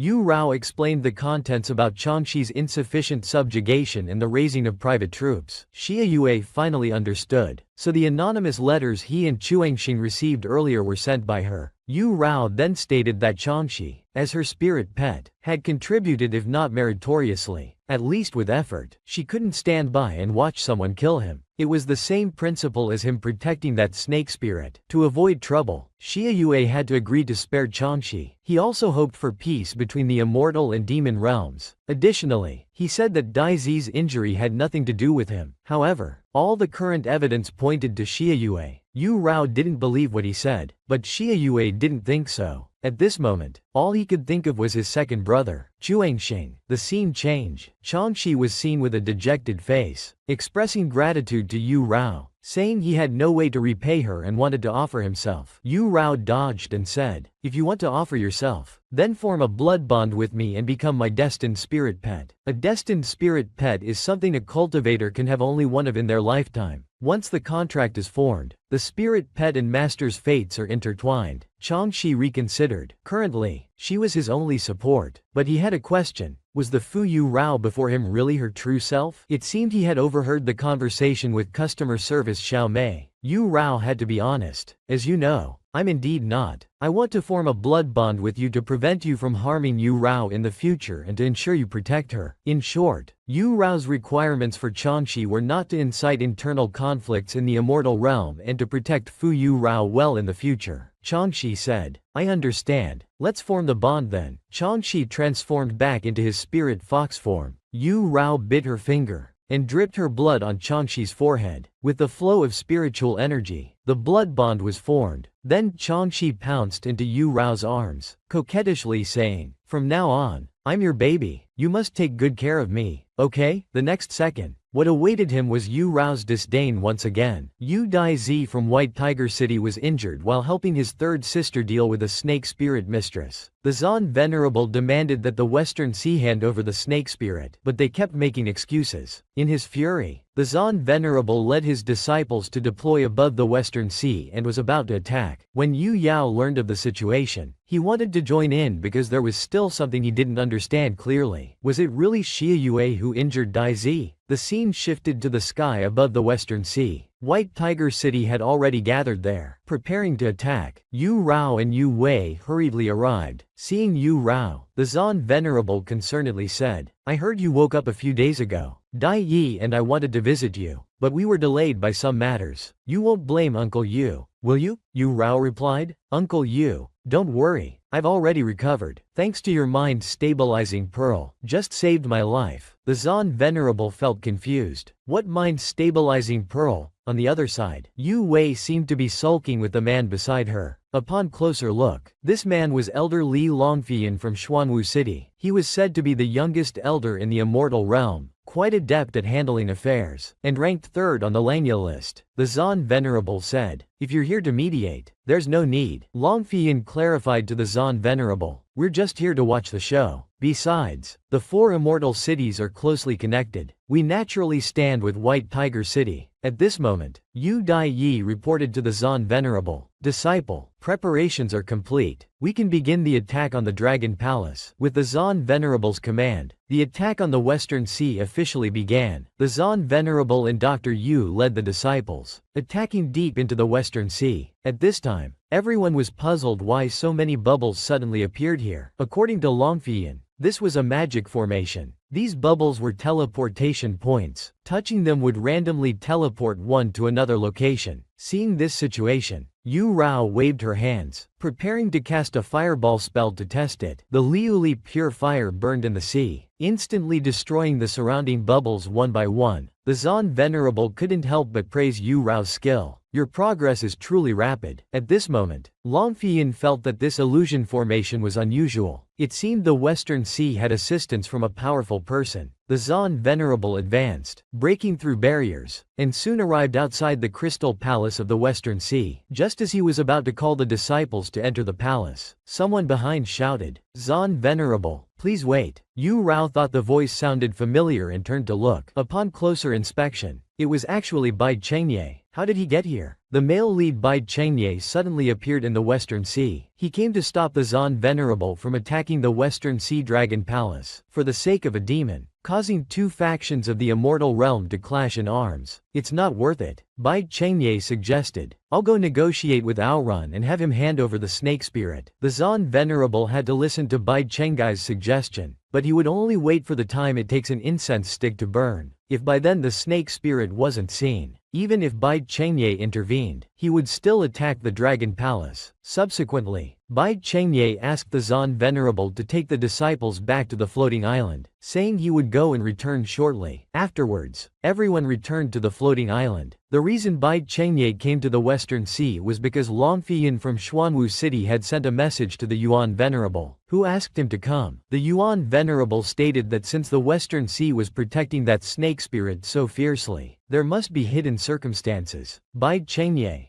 being of the dragon race, would find it easier to communicate with his own kind. The Yuan Venerable and his group had put aside the abyss matter to rush over here. Yu Wei was also very curious about what was going on with Bai Chengye's hair. The Yuan Venerable said it was due to his cultivation. Yu Yao thought it impossible, as Bai Chengye was already the top cultivator in the immortal realm. So why would he practice unnecessary techniques? It must be because he was heartbroken after being rejected for marriage, causing his hair to turn white. Not long after, Bai Chengye returned from the Western Sea Dragon Palace. According to him, the snake spirit was currently pregnant. The Western Sea Dragon clan greatly valued this child at present. They wanted to wait until after the child was born before handing the snake spirit over to White Tiger City. It would take about half a year. He proposed to the Zan Venerable to place the snake spirit under the supervision of Qinglong City for half a year. Yu Dai Yi thought this method was feasible. According to Dai Zi, the snake spirit seemed to have more than one lover. As long as the child she bore wasn't a dragon, the Western Sea would become the laughingstock of the immortal realm. After hearing this, the Zan Venerable agreed with Bai Chengye. "Let's settle it this way for now. I'll trouble the Qing Venerable to take the snake spirit back to Qinglong City for supervision." At this point, the matter was mostly resolved. Yu Wei said, "Didn't you say you wanted to go to White Cloud Mountain? Let's set off." But Yu Rao had been staring at Bai Chengye intently. Seeing this, Yu Wei said, "You said you didn't like the Qing Venerable, but ever since he arrived, you've been distracted, your gaze constantly fixed on him. Yu Rao's eyes darted around, insisting she hadn't. At this moment, a White Tiger City disciple reported finding a sneaky turtle. The old turtle had come to deliver a message. It said the second prince of the Western Sea Dragon Palace wanted to invite Yu Rao to the Crystal Palace for a chat. Moreover, just mentioning these 4 words would surely make Yu Rao willing to go. These 4 words were, Yi Pin Tian Zhao. Recalling what customer service Xiao Mei had said earlier, Fu Yu Rao was a mistake. She had transmigrated into an immortal cultivation web novel called Yi Pin Tian Zhao. What a coincidence. It was truly unexpected that someone in this immortal world would reveal her name. Yu Rao felt this couldn't be a coincidence and decided to meet this second Prince Ao Song of the Dragon Palace. Regarding this matter, the Zan Venerable was very displeased. If he wants to meet, he should come here. Immortal Yu Rao, you can't go. The Yuan Venerable also expressed concern. What if they have some plot? However, Longfian said, what if it's that philanderer Ao Feng who has taken a liking to immortal Yu Rao? Hearing this, Bai Chengye was startled. Sensing danger, he immediately said, I'll go with you. On the other side, Yu Wei had already seen through everything. The scene changed to the Western Sea Dragon Palace. The man before them was the aforementioned second Prince Ao Feng of the Western Sea. He looked quite presentable. No wonder he was labeled a scoundrel. According to Ao Feng, it was the snake spirit Ruo Li who requested to see immortal Yu Rao. Seeing this, Bai Chengye immediately grabbed Yu Rao's hand. He stated that there was no one else here, so if he had something to say, he should just say it. The snake spirit Ruo Li immediately stepped out. He asked Ao Feng to set up a soundproof barrier, as he had some private words to say to Yu Rao. Subsequently, Ao Feng thoughtfully arranged a seat for the snake spirit. Then he set up a soundproof barrier for the two of them. As soon as they met, the snake spirit suddenly grabbed Yu Rao's hand and spoke her real name from the real world. Yu Rao was immediately surprised. How did he know? She asked. Who are you? How do you know my real name? The snake spirit was very panicked. While holding Yu Rao's hand, he said, I'm Ren Xiaoxiao. I have no idea what's going on. I woke up and suddenly found myself here. I'm completely confused. I don't even have a system. Yuan Xiaoxiao was the author of this work. Unexpectedly, she had also transmigrated into the book, and even became a minor character about to meet her demise. It was truly tragic. After learning about the situation, Yu Rao quickly opened her bracelet and informed customer service Xiao Mei about this news. Xiao Mei was also surprised. Wasn't the author of the novel supposed to have run away? She said she would go consult and contact Yu Rao later. Subsequently, Yuan Xiaoxiao begged Yu Rao to rescue her. She didn't want to be imprisoned in Qinglong City either. She wanted to regain her freedom and see the world she had created. Yu Rao felt this might be difficult to arrange. Currently, the Zan Venerable of White Tiger City wanted her dead because Dai Zi's injury was related to her. However, if she could just identify who injured Dai Zi, it should be possible to change her current situation. But Yuan Xiaoxiao had just transmigrated here recently and didn't know who had injured Dai Zi. She woke up in the underwater dragon palace just 5 days ago. So, the only person she could rely on now was Yu Rao. As fellow travelers from another time and space, Yu Rao had no choice but to try her best to help her. Look, the woman before you is actually the author of this work. She never imagined she would transmigrate into the world of her own writing. Tragically, she became a minor character about to meet her demise. What's worse, this character is pregnant. Yuan Xiaoxiao doesn't want this child because it's not hers, but belongs to the character itself. However, this child is now her lifeline. It's the only thing ensuring her personal safety. Yu Rao suggested she should first go to Qinglong City with Bai Chengye and discuss further plans later. Yuan Xiaoxiao proposed having Dai Zi intercede on her behalf, but Dai Zi had just recovered from his injuries and was in seclusion, so it wasn't appropriate to disturb him. However, Bai Chengye had already vouched for her, and the Zan Venerable had agreed. Yuan Xiaoxiao wouldn't be in danger for now. The author finally breathed a sigh of relief, but she requested Yu Rao to accompany her. At this moment, she noticed the man beside them. It was none other than the male lead from her novel, Bai Chengye. The handsome male lead immediately captivated the author, but she felt something was off. The male lead in her writing was supposed to have white clothes and black hair. How come he now had white hair and black clothes? Anyway, this would have to do for now. You should rest well tonight. We'll set off early tomorrow morning. Afterwards, Yu Rao followed Bai Chengye, preparing to leave the Dragon Palace. As they were walking, Bai Chengye suddenly stopped. Yu Rao felt confused and looked at him. Bai Chengye said. If you have no issue with me, then stop staring at me. Yu Rao said. It's not like that. I was looking at master's hair. Bai Chengye said. I just practiced a special technique. There's nothing extraordinary about it. If you keep staring, I might misunderstand. You think my hair turning white has something to do with you. That's why you apologized earlier. Don't overthink it. It's not what you imagine. After returning to the floating island, Yu Rao asked the Zan Venerable to forgive the snake spirit. She also made up a lie, saying the snake spirit had become mentally unstable after getting pregnant and couldn't remember anything about Dai Zi's injury. Nor did she know who the father of her child was. The Zan Venerable sighed. For Yu Rao's sake, he had no choice but to spare the snake spirit's life. Afterwards, Yu Rao assured the Zan Venerable that she would definitely find a way to locate the culprit who injured Dai Zi. She thought of a win-win solution, to take the snake spirit to live in Yunming swamp for a while, which might also draw out the snake spirit's lover. This method was quite risky. The Yuan Venerable advised Yu Rao against doing this. Zan Venerable, your little disciple is being stubborn. As her master, why don't you try to persuade her? Bai Chengye coldly stated. Let her do as she wishes. The male lead's attitude suddenly did a 180-degree turn. What was going on now? The author of this work, Yuan Xiaoxiao, had recently taken a flight to run away, but the plane had lost contact. The situation looked grim, but experts from the Time-Space Travel Bureau analyzed that after Yuan Xiaoxiao's accident, her soul had transmigrated into the world of her own writing. This meant that she might have died in the real world, and only her soul was now in the book. However, the author's husband was a wealthy tycoon. After learning about her soul's transmigration, he specially contacted the Time-Space Travel Bureau, saying he was willing to pay a fee for Yu Rao to take extra care of her here. Yuan Xiaoxiao's husband was a nationally renowned real estate tycoon. The reason her works were so popular was because of the financial backing from this sugar daddy. Moreover, Yuan Xiaoxiao was the type who had risen from being a mistress. With very formidable methods, she had pushed away the original wife and her 2 daughters. Xiao Mei said there was no need to worry too much about her, as she was quite cunning. No wonder Yuan Xiaoxiao had transmigrated into the body of a mistress. It turns out there were reasons for everything. Xiao Mei also mentioned that this virtual world had once crashed due to too many bugs. Fortunately, Yuan Xiaoxiao's sugar daddy was rich and hired the top team of architects. They repaired and improved it, making many changes, so some plot lines were not from her original writing. Anyway, the plane's disappearance hadn't been confirmed yet, so it was better not to tell her for now. Let her live well for the time being. The scene returned to the floating island. Only Bai Chengye remained now. Long Fiyin had already returned to Xuanwu City with Yu Wei. The Zan Venerable and Yuan Venerable had gone to the Eastern Sea. Bai Chengye suddenly glanced at Yu Rao but said nothing. He recalled that the Yuan Venerable had earlier divined for Yu Rao, saying the snake spirit matter concealed great danger and required extreme caution. He then suggested to Yu Rao that they take the snake spirit to Qinglong City. Bai Chengye would arrange for her proper accommodation there. Indeed, Bai Chengye could protect her better. Yu Rao agreed. Afterwards, Bai Chengye asked Yu Rao to accompany him on a trip to the abyss in the Eastern Sea, but Yu Rao had urgent matters to attend to. Bai Chengye said, I'll try to keep the abyss trip within half a month. It won't take too long. After it's over, I'll accompany you to do what you want. Yu Rao felt confused. Why do I have to go with you? Even if I were to go, I could go with the Yuan Venerable. Bai Chengye stated, he can't protect you. Choose someone else. Yu Rao then said, then let my father go with me. That should be absolutely safe, right? Besides, senior sister Shaw is also quite interested in the abyss matter. Master can team up with her. Yu Rao's words left Bai Chengye speechless. At this moment, he saw Yu Rao hugging that spirit pet again. He suddenly felt sour. Dissatisfied with this, the shy Bai Chengye could only grumble inwardly. Such a stupid spirit pet, yet she treasures it so much. Someone as amazing as me is right here, but she doesn't want me. What a silly girl. The event happened suddenly. Yu Rao was sound asleep today when she received an alert from the Time-Space Travel Bureau, saying that the time-space travel period had ended and the connection to the novel world was being terminated. Passing through the door ahead would allow her to return to the real world, but Yu Yao still had many things left undone here, and she hadn't said goodbye to the characters in the novel yet. Suddenly receiving news of departure, she couldn't help feeling reluctant at the thought of never seeing them again. But when she woke up, she realized it was all a dream. What came into view was still the male lead of this work, Bai Chengye. Seeing her cry, Bai Chengye comforted her. Why are you crying? You just fell asleep. Did you have a nightmare? Yu Rao wiped her tears and said, "No. I just felt sorry for the snake spirit. I couldn't help but cry." Bai Chengye stated, "The snake spirit ruined someone else's relationship first. She brought this upon herself. She can't blame others." His words truly surprised Yu Rao. She didn't expect Bai Chengye's values to be so proper, especially in this world where having multiple wives and concubines was normal. Initially, Bai Chengye had said he would never see Yu Rao again, but in the end, he couldn't let go. He then clarified to Yu Rao, "I'm still your master. You don't need to avoid me, and I won't make any inappropriate moves towards you again." Afterwards, Bai Chengye expressed happiness about Yu Rao's recent rapid increase in cultivation. Yu Rao said it was all thanks to senior sister Yuan's bright star pill, which helped her successfully advance. Moreover, her innate fire had also undergone a change. Seeing the two chatting happily, Changshi wanted to make his presence known. He immediately licked Yu Rao's cheek, using this method to interfere. He looked smug, also taunting Bai Chengye in the process. Yu Rao, expressionless, picked up Changshi. What awaited him next was Yu Rao's very affectionate greeting. Shortly after, the three set off for Qinglong City. Yuan Xiaoxiao, who had just transmigrated into this world, was experiencing flying in the air for the first time. Yu Rao suggested to her, "Go to Qinglong City and train well with Elder Hua. You'll even be able to fly on the wind."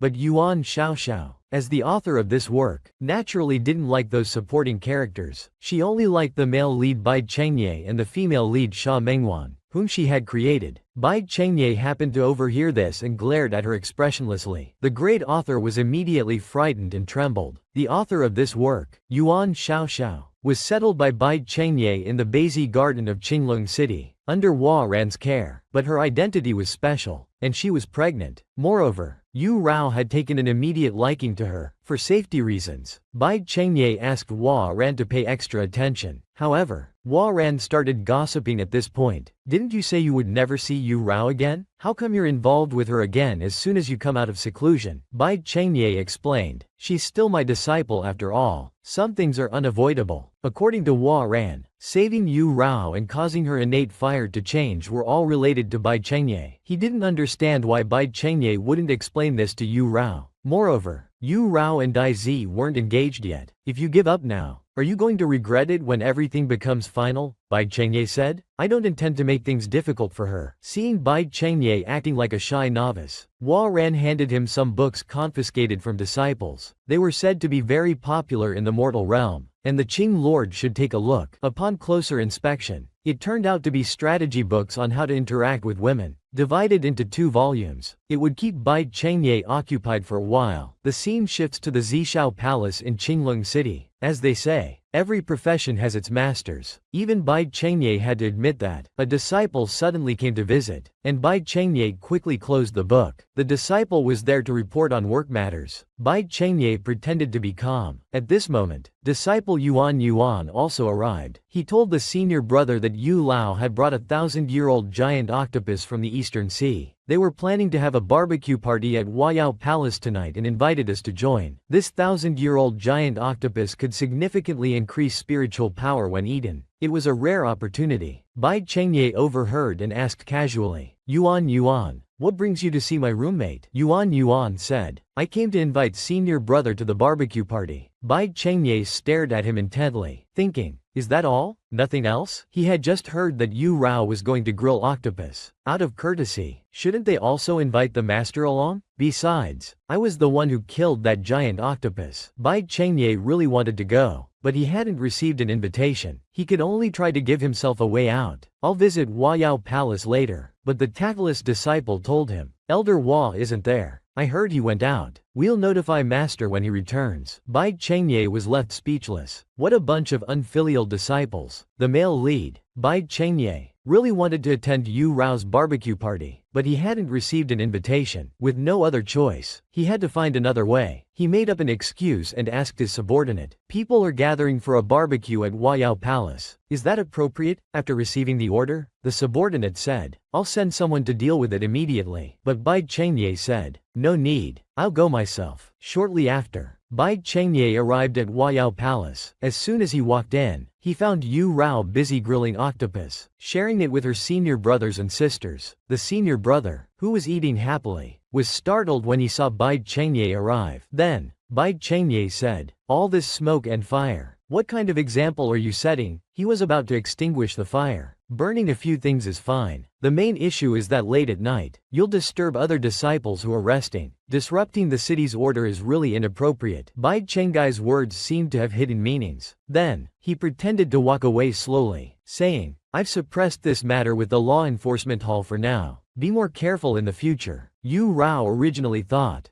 that Bai Chengye wasn't interested in such gatherings, but seeing his behavior, he seemed to want to stay, so she invited him to stay and eat grilled octopus. However, at this moment, Bai Chengye noticed that Yu Rao's hand was burned. He hurriedly came forward and said, "How foolish, you even got burned by your own fire. Your innate fire is the Liuli forbidden fire. Don't be careless. Apply this medicine to the wound. It can remove the fire energy." Seeing that Yu Rao couldn't open the bottle cap, Bai Chengye had to take the bottle. He thoughtfully opened the cap and personally applied the medicine to Yu Rao's wound. This sudden action made Yu Rao feel slightly shy. Not long after, Yu Rao exclaimed in amazement, "It healed so quickly. Master's spiritual medicine was indeed powerful." Bai Chengye stated, "Of course, I gave you the best in the world." However, on the other side, the author Yuan Xiaoxiao happened to witness this scene. She immediately sensed that something was amiss. The author Yuan Xiaoxiao, seeing that the male lead seemed to have fallen for Yu Rao, didn't want her original couple to be separated. She had to find a way to intervene and get the male lead back on track. Subsequently, Yu Rao said she would go prepare some food for them and arranged for him to sit down. She also arranged for the male lead to rest for a while. Taking this opportunity, Yuan Xiaoxiao asked the male lead why it was so lively today, with almost all of Qing Lord's disciples present, but it seemed one person was missing. Bai Chengye replied, "You mean Meng Wan? She's on a mission in the Eastern Sea." Yuan Xiaoxiao didn't forget to praise Sha Meng Wan, saying she truly deserved to be Qing Lord's most prized disciple. She also claimed to understand fortune-telling and could see that Sha Meng Wan was determined, brave, and resourceful. Seeing the snake spirit before him claiming to know destiny, Bai Chengye asked her to help calculate his love fate. Half a year ago, Master Chang Shu had hinted that Bai Chengye's love star had been activated, and his destined person had already arrived by his side. He wanted to know who it referred to. Yuan Xiaoxiao, as the author of this work, couldn't directly tell him it was Meng Wan. Being more tactful, she said she would help him divine. Immediately, Bai Chengye joined his two fingers, gathering spiritual power. Then he placed his hand on the table. The spiritual energy naturally formed a character. Upon closer inspection, it turned out to be the character for Jade. This almost made him burst out in profanity. He had to lie to the male lead, saying this Jade character meant you, indicating that Qing Lord had already met his destined woman. But because he had taken one step too far forward, he saw the wrong scenery. Only by taking a step back could he discover the right person waiting for him. Yu Rao had previously said that she wasn't Bai Chengye's destined person. The author's tactful explanation was clearly pointing out to the male lead that his destined person was Sha Meng Wan. Bai Chengye pondered for a while before suddenly realizing, but for Bai Chengye, Sha Meng Wan was just a disciple. He didn't understand why the snake spirit would pair them together. He couldn't help but become suspicious, feeling that the snake spirit was a bit strange and should be guarded against in the future. On the other side, Yu Rao was picking out skewers to bring over. She happened to find one on the ground nearby and took it along. Little did she know, this was what Changshi had been saving to eat last. He didn't expect Yu Rao to take it away. Furious, he followed her all the way to the kitchen. While Yu Rao was getting things, he secretly jumped onto the countertop. He took some chili powder and sprinkled it heavily. "How dare you snatch food from my mouth? See how I'll spice you to death." After sprinkling the chili, Changshi sneaked away. Yu Rao was completely unaware. Later, Yu Rao brought the skewers and plum wine to the two of them. Barbecue with chilled plum wine is a perfect match. "Master, please try it." In front of the male lead Bai Chengye was the extremely spicy skewer. Unaware of the situation, he took a bite and only then realized something was wrong. He immediately started sweating from the spiciness. Yu Rao noticed something was off with Bai Chengye and asked what was wrong. Learning that the skewer was too spicy, she quickly poured him a glass of chilled plum wine and even brought it to him. It was the first time the aloof male lead had been served like this. He shyly drank the wine that Yu Rao personally fed him. After the first glass, Yu Rao asked if he felt better. Bai Chengye said he still felt spicy. Yu Rao then personally refilled his glass. Their public display of affection stunned the author. Yuan Xiaoxiao hurriedly said, "Can you not do this? Don't you know I'm still here?" Yu Rao only then came to her senses. She realized how close she was to Bai Chengye. Embarrassed, she quickly moved away a bit. At this moment, Bai Chengye said he still felt spicy. Seeing this, Yu Rao continued to pour him another glass. The author Yuan Xiaoxiao was completely speechless and furious. She abruptly stood up, pointing at the two of them and shouting, "Can't you let him drink by himself?" Bai Chengye immediately felt displeased and glared at the author. Yuan Xiaoxiao could only apologize, saying, "Sorry, please continue." Yu Rao, embarrassed, ran away with the skewers, saying she would bring some non-spicy ones. Bai Chengye watched Yu Rao's departing figure and couldn't help but smile. Yuan Xiaoxiao suddenly felt uneasy. It seemed the male lead's fondness for Yu Rao had exceeded her expectations. She asked the male lead, "Qing Lord, your relationship with Yu Rao seems unusual." Bai Chengye replied, "That's right, she's my beloved little disciple." Meanwhile, Bai Chengye had also come to a conclusion in his heart. He felt that Yu Rao had indeed fallen for him. He couldn't help but praise those two books, thinking they were indeed correct. Male-female relationships should progress gradually. Previously, he had been too direct. As long as he cleared up the misunderstanding in the future and was gradually kind to her, perhaps he could make her change her mind. Yuan Xiaoxiao's plan to dissuade the male lead from liking Yu Rao had also been shattered. Shortly after, Yu Rao brought some new skewers. Bai Chengye tasted one and praised its flavor, saying he would go to Guishu tomorrow to catch some more. Guishu was a gap that appeared at the bottom of the Eastern Sea. The author Yuan Xiaoxiao had never written about this thing, so she felt confused. On Yu Rao's side, she was planning to go to Guishu tomorrow with her father and master to take a look. However, Yuan Xiaoxiao's obsession with matchmaking had already aroused Bai Chengye's suspicion. He wanted to find an opportunity to probe her true motives. Dai Zi, who had been in seclusion recovering from injuries, finally came out to meet everyone today. But looking at his overall state, he seemed different from before. Had something happened? Just now, everyone was discussing the situation inside Guishu.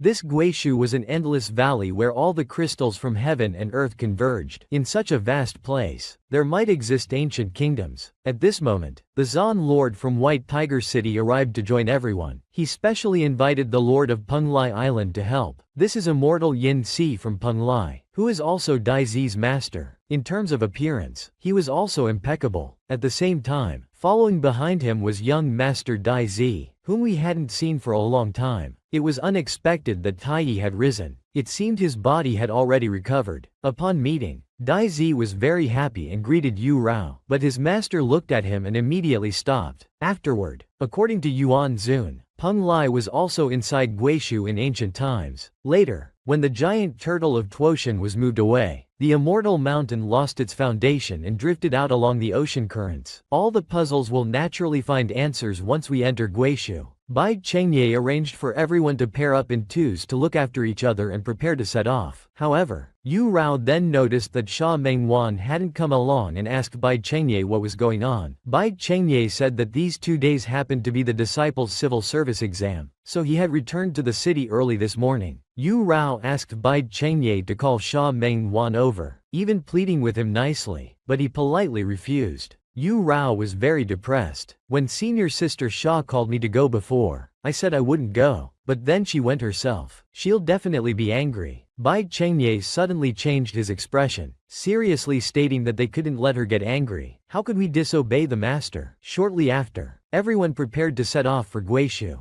LV Rao took this opportunity to inquire about Dai Zi's injury situation. Fortunately, he had now recovered and his strength had even advanced to the Washan realm. Yu Rao showed Dai Zi her awakened innate bloodline and said her strength had advanced to the Tengyu realm. Dai Zi also showed Yu Rao his awakened talent bloodline, the golden mark of the White Tiger clan. Yu Rao said, "The Vermilion Bird clan belongs to fire, but my innate fire can easily change into wood attribute divine fire." That's why my mark is green. Isn't that very rare? But Dai remained silent after hearing this. Then he said his master had something for him to do, so he left first. On the other side, Bai Chengye used secret sound transmission to tell Yu Rao to be careful and not get lost. Yu Rao disdainfully made a face at him. Bai Chengye saw it and couldn't help but smile. The four immortal cities decided to explore Guishu in the Eastern Sea today. According to the plan, Zan Zun and Princess Yun from White Tiger City would enter first, while Qing Zun and Zan Zun would bring up the rear. The old man didn't forget to remind Yu Rao to hold her father's hand tightly when they went in and never let go. After all preparations were made, everyone walked towards the entrance of Guishu. As soon as they entered, they encountered the first obstacle. This was a deep tunnel inside the gap, with very rapid water flow. The old man then discovered that fierce whirlpools appeared ahead. The sudden event caught Yu Rao off guard. The turbulent whirlpool quickly separated her from the old man. At this critical moment, someone suddenly embraced her from the side. Without even thinking, it must be the male lead Bai Chengye coming to save her. Every time she encountered danger, Bai Chengye would appear in time. This inevitably generated some good feelings. Soon after, they arrived at the deep sea world inside Guishu.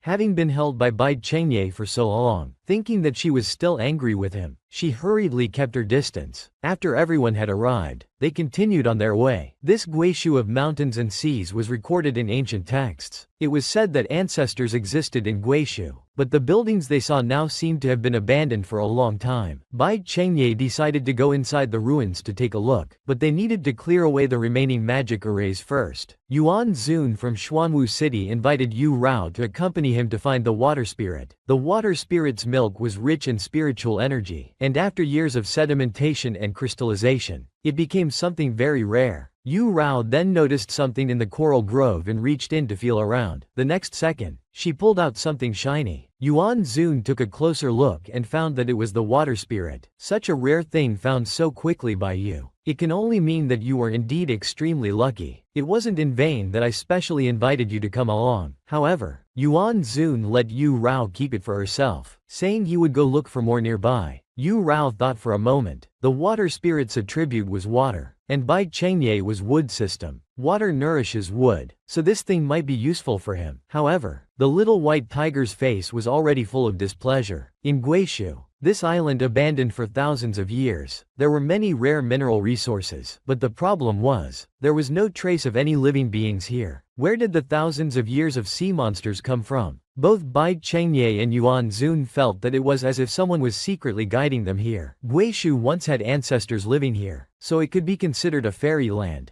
Dai thought, could it be the evil demons that haven't appeared in the world for hundreds of years? Zan Zun said that since there were these signs, they must not be careless. At this time, Yu Rao saw an ancient tree nearby. Looking carefully, she couldn't see its top. Bai Chengye said, "This is the endless tree. It has no end." Then he asked Yu Rao, "Are you still worried about Meng Wan's matter? I will go explain on that side. Don't be troubled by this." How does Bai Chengye plan to explain to Sha Meng Wan? He puffed up and said, "I'll just say you came along with Dai Zi." Yu Rao smiled and said, "All right, explain it that way." At the same time, she felt a little better in her heart and was no longer angry with Bai Chengye. Then, Yu Rao took out the water spirit and asked Bai Chengye if he needed it, but this water spirit was too small and of no use to Bai Chengye. He needed one that was over 10,000 years old. Yu Rao put the water spirit back in her bag. "I'll go look for one over 10,000 years old later. Since master doesn't want it, I'll keep it for Yu Wei." When Bai Chengye heard that Yu Rao had personally found it for him, he hurriedly came forward and took the water spirit. He shyly said, "I'll take it." At the same time, he was thinking to himself that he should find a box to keep it in since Yu Rao had gone through so much trouble to find it. Afterward, the bracelet detected something nearby, and Yu Rao decided to go take a look. Following the bracelet's guidance, Yu Rao came to a ruined palace. The bracelet indicated that there was iron here, which was said to be good material for refining qi. Just then, a melodious singing voice came from nearby. Yu Rao was instantly captivated by this heavenly voice, becoming deeply immersed in it. When she came to her senses, she realized something was wrong, but it was too late. Her body was no longer under her control. Yu Rao immediately tried to keep herself in a conscious state. However, at this moment, a pair of hands suddenly appeared before her eyes. It was Bai Chengye who had followed her. He immediately covered Yu Rao's ears. Yu Rao looked at Bai Chengye. He seemed to want to block out the singing, temporarily sealing off her hearing. If that was the case, why were his hands still covering Yu Rao's ears? This was truly puzzling. The singing Yu Rao had heard earlier was actually from the woman before them. Her singing could make sea monsters extremely agitated and strengthen their combat power. The endless energy of the sea monsters instantly made it difficult for Tian Zun and Zan Zun to defend against them. Seeing this, Bai Chengye joined his two fingers. The next second, a barrier shaped like a pagoda appeared before their eyes as if by magic. This was a defensive barrier, designed to block out the singing. Inside it, the sea monsters couldn't detect their aura. Then, Bai Chengye, holding his sword, told everyone to retreat into the barrier while he covered the rear. Next, Princess Yun discovered that the purpose of the singing was to control the sea monsters. It seemed that this woman was the cause of the monster chaos. Dai Zi, who was skilled in music, wasn't quite sure what the woman was singing. The knowledgeable Bai Chengye immediately recognized that this woman was a mermaid. Ancient texts had recorded that, before sea monsters obtained mineral resources to attack the immortal mountains, mermaid songs would calm them down. But now, for some unknown reason, the mermaid song was making the sea monsters go berserk. Yuan Zun thought it might be related to the content of the song, but unfortunately, they couldn't understand it to analyze it carefully. Yu Rao then thought of a method. She wanted to use invisibility to go out and record the singing with her bracelet, then use the bracelet to replace it with another sound. However, Yu Rao's current cultivation level was too low, making it dangerous to go out. Bai Chengye also didn't recommend her doing this. Yu Rao told him, "My invisibility is undetectable even to you, so the sea monsters definitely won't discover me. You just need to seal off my hearing, and it will be foolproof." After hearing this, Bai Chengye thought it was feasible and decided to go out with her. The next second, Yu Rao became invisible. Bai Chengye looked around but couldn't find any trace of her. At this moment, Yu Rao poked Bai Chengye's hand. Only then did Bai Chengye feel that Yu Rao was beside him. Then Bai Chengye took her and leapt out of the barrier. Seeing this, Zan Zun couldn't help but tease, "Look at you as a father. Your daughter only sticks to her master and not to you." Not long after, they both returned from outside. Yu Rao had successfully recorded the singing. However, it still needed some processing, but since it was the first attempt, they weren't sure if it would work. "Look, the little white tiger Dai Zi in front of you. He's actually sulking today. The reason is that Yu Rao has been ignoring him." But on this Guishu trip, they were all acting separately. Only when encountering unexpected events did Yu Rao have the chance to talk to him. Originally, she wanted Dai Zi to listen to the re-edited song, which was from, but because he was sulking, Yu Rao had to ask his master instead. However, because the immortal lord had been required by his elders since childhood to vow never to set foot in the immortal music pavilion, he didn't know much, but he didn't want those ancient texts to be lost to the world, so he specially authorized his disciples to enter the immortal music pavilion to observe and learn. Dai Zi said, "If you want to know, you should come and ask me." The next second, he showed a smug expression. However, sulking aside, although Dai Zi couldn't understand what the song was about, he could tell that this tune was called Long Shangxi. It was a love song with two parts in total. The upper part was called Long Shangxi, and the lower part was called Zhang Shangshu. Many parts contradicted conventional playing methods. Unexpectedly, it turned out to be a composition from Guishu.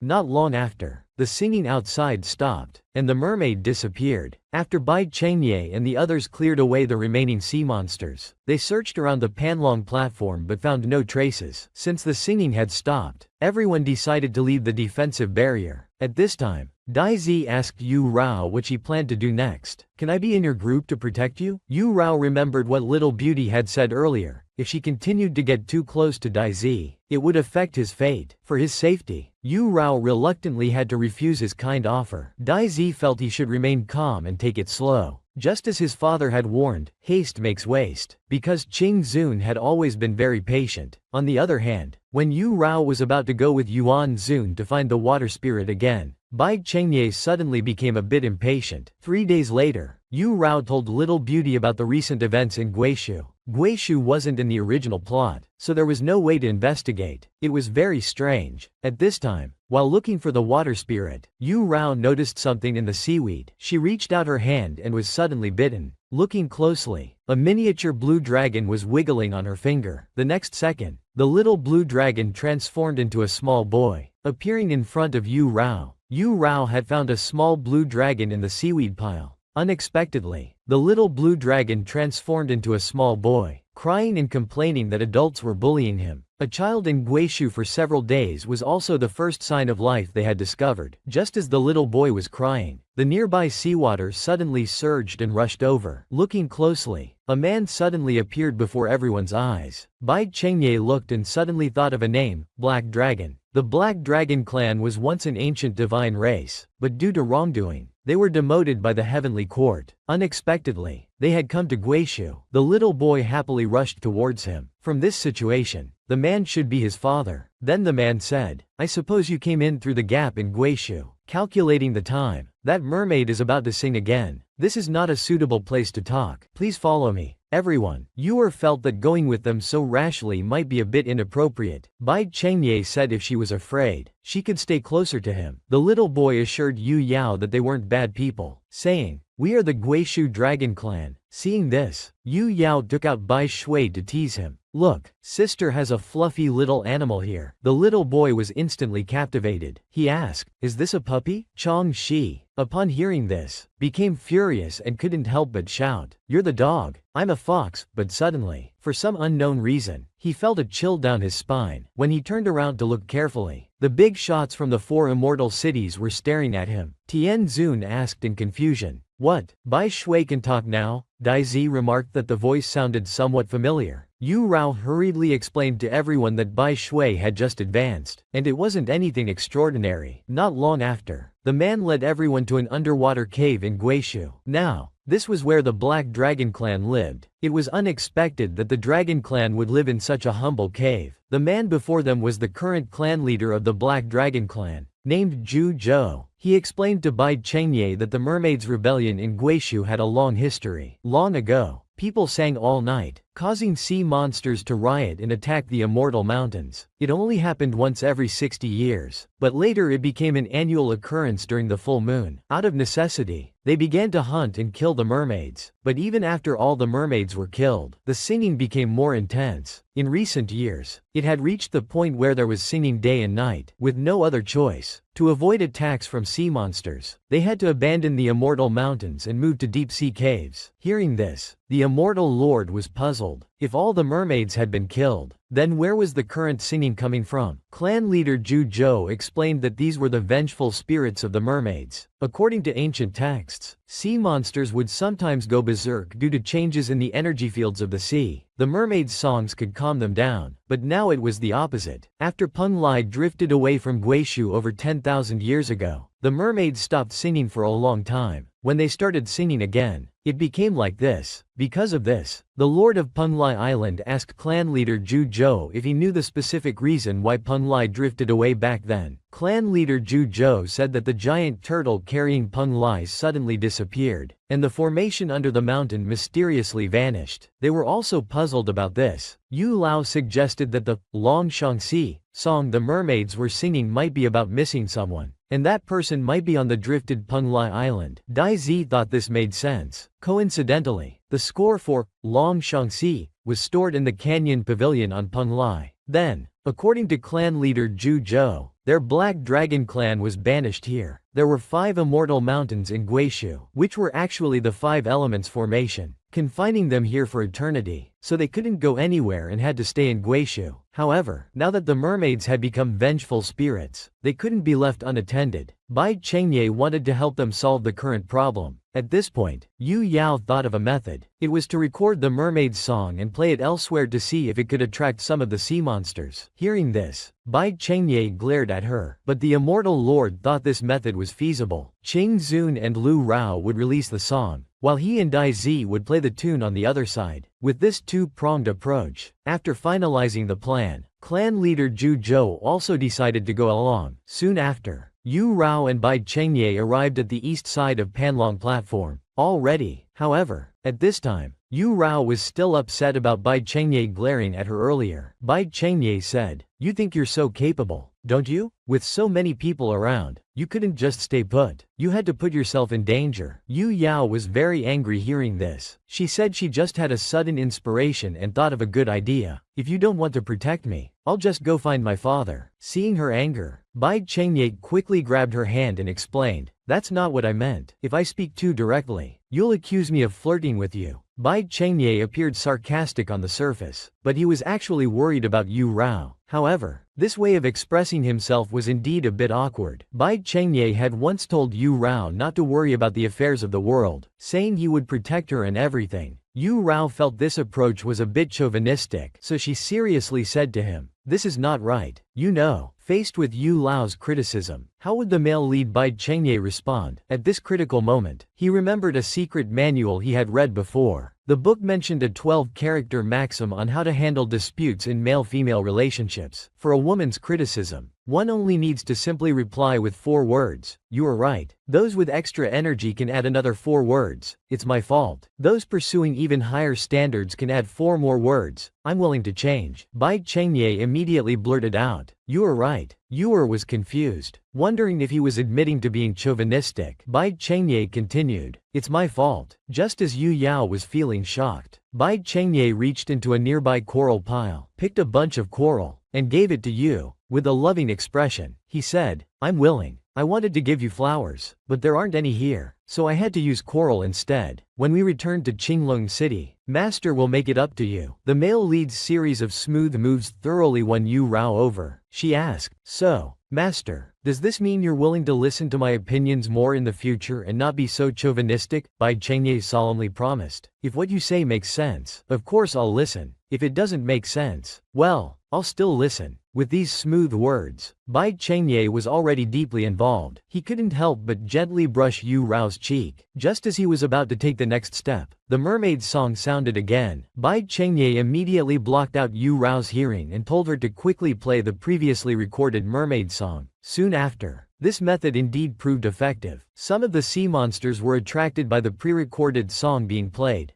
However, at this moment, Bai Chengye noticed something unusual with the sensing pearl. It seemed to be a signal from the immortal lord's side. Without a word, he immediately grabbed Yu Rao's hand. Then he pointed his sword to the sky. With a swoosh, the next second, they arrived on another floating island. According to Princess Yun, after luring away the sea monsters, they were about to take the opportunity to kill the mermaid. But before they could get close, the mermaid suddenly vanished into thin air. Then they received a signal from immortal Lord Yin Si. When they arrived here, they couldn't see the two of them anymore. At this moment, immortal Lord Yin Si rushed over to join everyone. With a worried face, he said, "He was taken away. The mermaid took him." Why did the mermaid in Guishu take Dai Zi away? Initially, when Dai Zi was playing that tune, the mermaid suddenly appeared, grabbed him, and leapt into the sea. After that, they disappeared without a trace. Yu Rao thought that since the mermaid kept singing that love song, and Peng Lai was known for its music, could it be that the mermaid mistook Dai Zi for her accompanying lover? The mermaid didn't harm him, but instead took him away, probably with some other purpose. He should be in no immediate danger for now. Regardless, they needed to find Dai Zi as soon as possible. So, Qian Jun had clearly seen the mermaid's face earlier. Its eyes seemed to have been gouged out when it was alive, leaving only 2 holes. What he was worried about was that the mermaid might take revenge on Dai Zi for the suffering it had endured. Subsequently, Bai Chengye asked clan leader Zhu Zhou to take them to the mermaid's habitat. Soon after, they arrived at a vast sea area. There were many hidden caves where the mermaids usually concealed themselves. There were also many broken formations here. Accidentally touching them would teleport one to other places. At this time, Yu Rao suggested to Bai Chengye, "Why don't we do like we did in the illusion before? Tie a rope and lead me along." Bai Chengye smiled. He grabbed Yu Rao's hand and said, "No need for a rope." Just like that, Bai Chengye successfully held hands with her as a matter of course. After walking a few steps, the bracelet sent a message. It seemed there was something unusual in the seaweed in front of them. Upon closer inspection, They found it was the entrance to a cave. This was an underwater cave, with its entrance deliberately hidden. Inside were the remaining souls of the mermaids. It seemed that the mermaid clan had indeed suffered an unwarranted disaster. Seeing this situation, Bai Chengye decided to send their souls to Tianyan Temple for deliverance. The cave was filled with chilly gusts. Yu Rao couldn't help but feel a bit cold. Bai Chengye immediately transformed into a caring man. He thoughtfully asked, "How are you? Still cold?" At this moment, the sound of a conversation between a man and a woman came from deep within the cave. Judging from the content of the dialogue, it seemed like they were confessing their love to each other. Yu Rao immediately recognized it as Dai Zi's voice. To everyone's surprise, Dai Zi was wearing a groom's attire today. Was he about to get married? But that wasn't the case. It's unclear who had dressed him like this. His mental state seemed a bit off. Seeing this, Bai Chengye lightly tapped his forehead, and he immediately fell asleep.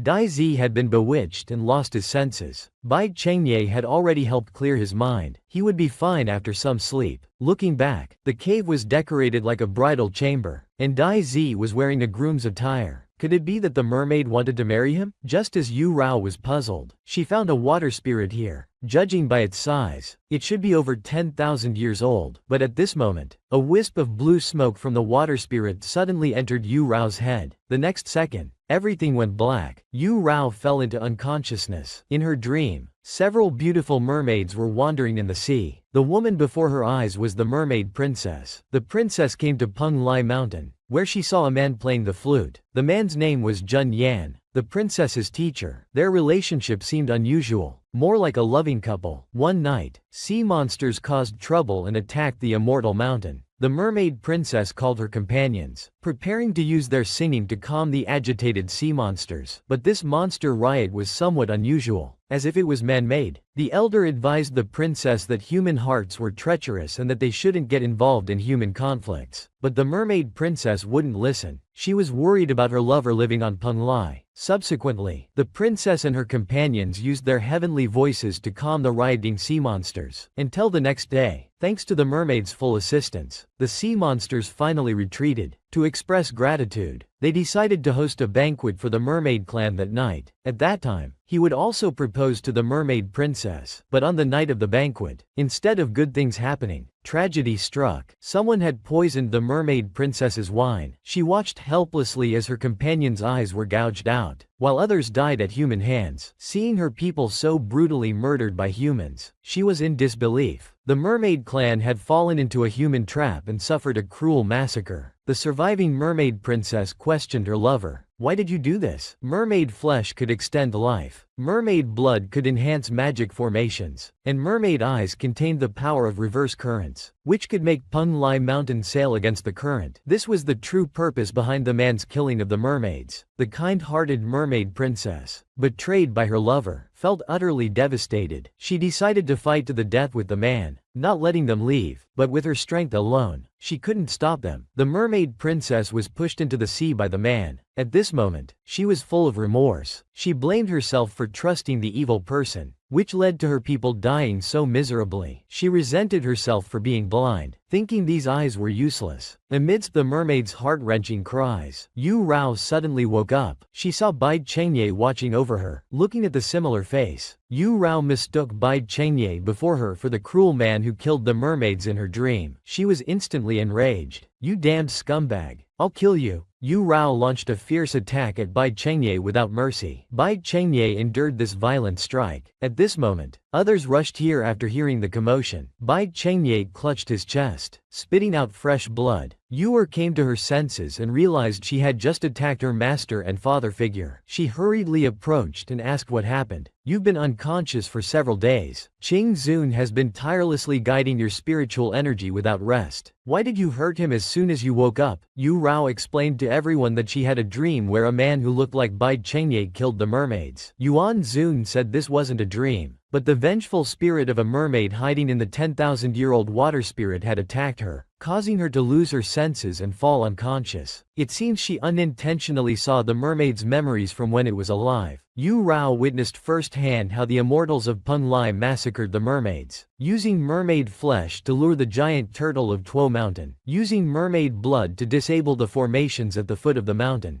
and then placing mermaid eyes into the formation, allowing Peng Lai Mountain to drift against the ocean currents. And all of this was planned and arranged by Jun Yan, the lover of the mermaid princess. The truth about Peng Lai drifting out of Guishu was revealed. Immortal Lord Yin Si was shocked because Jun Yan was actually his uncle. Yu Rao felt very guilty for accidentally hurting Bai Chengye. Bai Chengye didn't blame her and said he was fine. The mermaid clan was initially so kind, but later turned evil. There must be an untold story behind this. Continuing to cover up the truth would be pointless. Elder Black Dragon revealed the truth. It turns out that the massacre of the mermaids was actually a plot by the Black Dragon clan. After Peng Lai drifted out of Guishu, the mermaids disappeared. The Black Dragon clan wanted to use the same method to leave Guishu. They fabricated the illusion of mermaid songs causing monster riots and proposed to completely hunt them down. The Black Dragon clan killed many mermaids, dug their graves, and used their blood, but something went wrong, and they still couldn't leave Guishu. Subsequently, the vengeful spirits of the mermaids appeared. For now, tracing responsibility can wait. The current priority is to find the escaped vengeful mermaid spirit and figure out how to resolve this matter. The scene shifts to a stone chamber in the cave. Bai Chengye, having taken Yu Rao's fierce blow, is currently recovering. Half a day has passed. Yu Rao sees that Bai Chengye still looks weak and is very worried. At this moment, Bai Chengye coughs. Then he suddenly faints on the bed. Yu is startled. Thinking Bai Chengye has died, she hugs him and cries, "Master, don't die. If you die, I won't live either." Bai Chengye reaches out to pat her head and says weakly, "I just wanted to lie down and sleep for a while." Yu Rao is very concerned about his injuries and asks how he's doing. Bai Chengye assures her not to worry, saying his injuries are improving. Yu Rao sighs in relief, having almost thought he was gone. Then, Bai Chengye asks her, "Dang, you cried saying if I died, you wouldn't live either?" "That's true. If I killed my own master with my own hands, how could I have the face to live on? Alright, you should stop talking and rest now." Bai Chengye then grabs Yu Rao's hand, assuring her he won't die and telling her not to be afraid. Soon after, he falls asleep. Yu Rao looks at the sleeping Bai Chengye, her eyes revealing a loving gaze. Coincidentally, Dai Zi happens to witness this scene. He realizes that Yu Rao has never looked at him with such eyes. The little white fox suddenly appears very dejected and heartbroken. Half an hour later, Bai Chengye wakes up. As he opens his eyes, he finds Yu Rao sleeping beside him. Not wanting to wake her, he reaches out and touches Yu Rao's cheek. Yu Rao is awakened by Bai Chengye's movement, just as she's about to ask him something. The next second, Bai Chengye suddenly embraces her, bringing his face close to hers. The male lead, Bai Chengye, suddenly hugs Yu Rao. By the looks of it, he seems to want to do something unspeakable. Indeed, that proves to be the case. Bai Chengye presses close to her. The next second, completely disregarding the audience's feelings, they kiss mouth to mouth. As they continue kissing, they can't help but close their eyes, seemingly enjoying it very much. The male lead, Bai Chengye, is surprised that Yu Rao before him doesn't dodge away but looks at him lovingly, wanting to say something. But before he can speak, Yu Rao pulls him in for another kiss. This instantly ignites the male lead's fighting spirit. He picks up Yu Rao, turns around and pins her to the bed, followed by another round of shameless kissing. After all this, I'm already in tears. Just as the two are in the heat of passion, a loud noise comes from outside. Yu Rao comes to her senses and sees Bai Chengye lying on top of her. She's immediately frightened and runs away in embarrassment. At this moment, Yu Rao feels very ashamed, having rolled into bed with her master. Before she can think further, Chang Shi runs to Yu Rao saying something big has happened. The cave outside is now surrounded by sea monsters. Moreover, the sea monsters seem to have gone mad, constantly crashing into the underwater cave. Even the protective barrier has been broken. Tian Zun and the others are outside holding them off. According to Chang Shi, the mermaid has started singing again, and many vengeful mermaid spirits have gathered around. Seeing the situation worsening, Chang Shi was about to flee but was grabbed back by Yu Rao. This causes her to smell something different on Yu Rao. She questions, "Did you do something naughty? There's another person's scent on you." Yu Rao tries to act calm and says, "I don't know what you're talking about." Chang Shi is very certain, "You smell like Bai Chengye all over. You must have hugged him." Yu Rao immediately becomes angry. She grabs Chang Shi and scolds, "Even if I kissed him and rolled in bed with him, what's it to you? You're just a pet. Don't meddle in your master's affairs." Meanwhile, Bai Chengye is still savoring the moment, but suddenly he covers his mouth, and fresh blood can be seen coming out. He quickly wipes it away. He doesn't want Yu Rao to know the extent of his current injuries. It seems this is the karma for public displays of affection. The sea monsters are coming fiercely this time. Zan Zun, Tian Zun, and Yuan Zun are resisting the sea monsters' attacks, but the sea monsters have an endless supply of energy. The three of them alone cannot compete. Therefore, Immortal Lord plans to go out and play the Chongshang Sea to lure away the sea monsters and take the opportunity to relocate. After all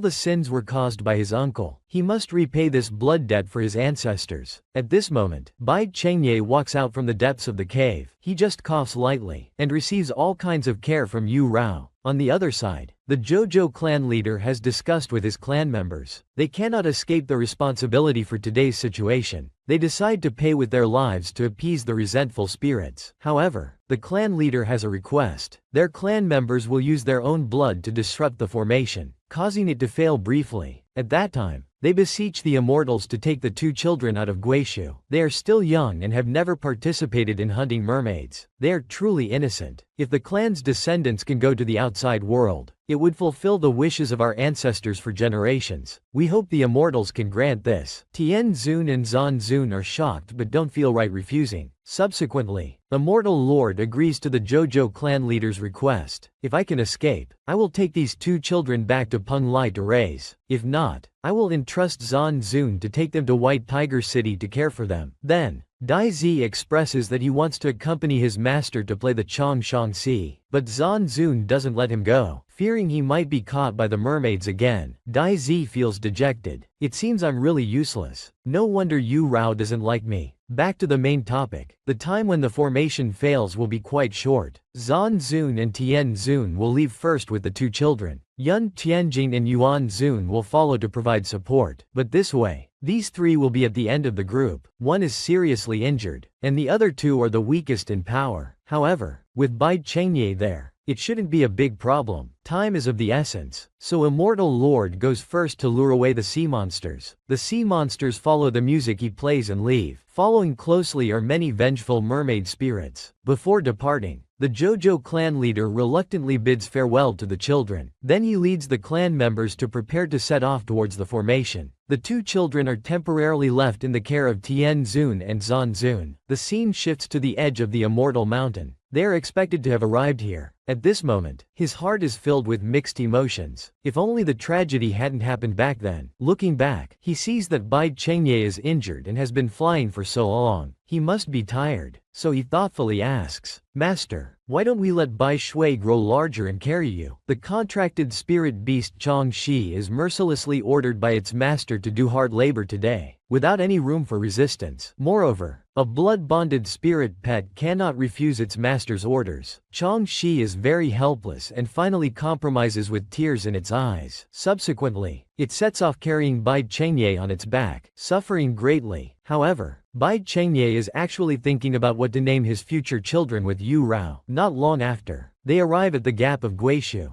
According to Yun Tianjing, Tian Zun and Zan Zun have already successfully passed through the gap with the two children, but there's still no news from Immortal Lord. Bai Chengye decides to wait here first. Then he sits down on the ground and starts to recuperate his injured body. Yu Rao then asks Bai Chengye, "Where's that 10,000-year water spirit we picked up last time?" Bai Chengye says, "I've kept it for you." As it happens, Yu Rao was planning to give that 10,000-year water spirit to him. Bai Chengye is delighted to hear this. His disciple's love wasn't in vain. Yuan Zun praises. Immortal Yu Rao is indeed extremely lucky to find a 10,000-year water spirit. Yu Rao has also collected several water spirits for Yuan Zun and Yu Wei, intending to give them as gifts. Hong Shi is displeased. He says he's an ice type and doesn't use water spirits much, but Yu Rao ignores him. Meanwhile, Dai Zi on the side appears to be in a gloomy mood. Yun Tianjing asks him where he's going. Dai Zi says he wants to find his master. Yun Tianjing thinks Dai Zi is being reckless. Going wouldn't help. Hearing this, Dai Zi immediately grits his teeth in anger. He doesn't listen to advice and prepares to set off rashly. Yu Rao quickly stops him, saying, "Dai Zi, what's wrong with you? Why are you losing your temper at a time like this? Dai Zi says. Do you think I'm being unreasonable again? But that's not what Yu Rao meant to say. Dai Zi continues. When your master was injured, you could anxiously stay by his bedside to accompany him. But now my master's life is uncertain, and I can't go look for him? Do you also think I'll just cause trouble for everyone, right? Yu Rao looks at him, not knowing what to say for a moment.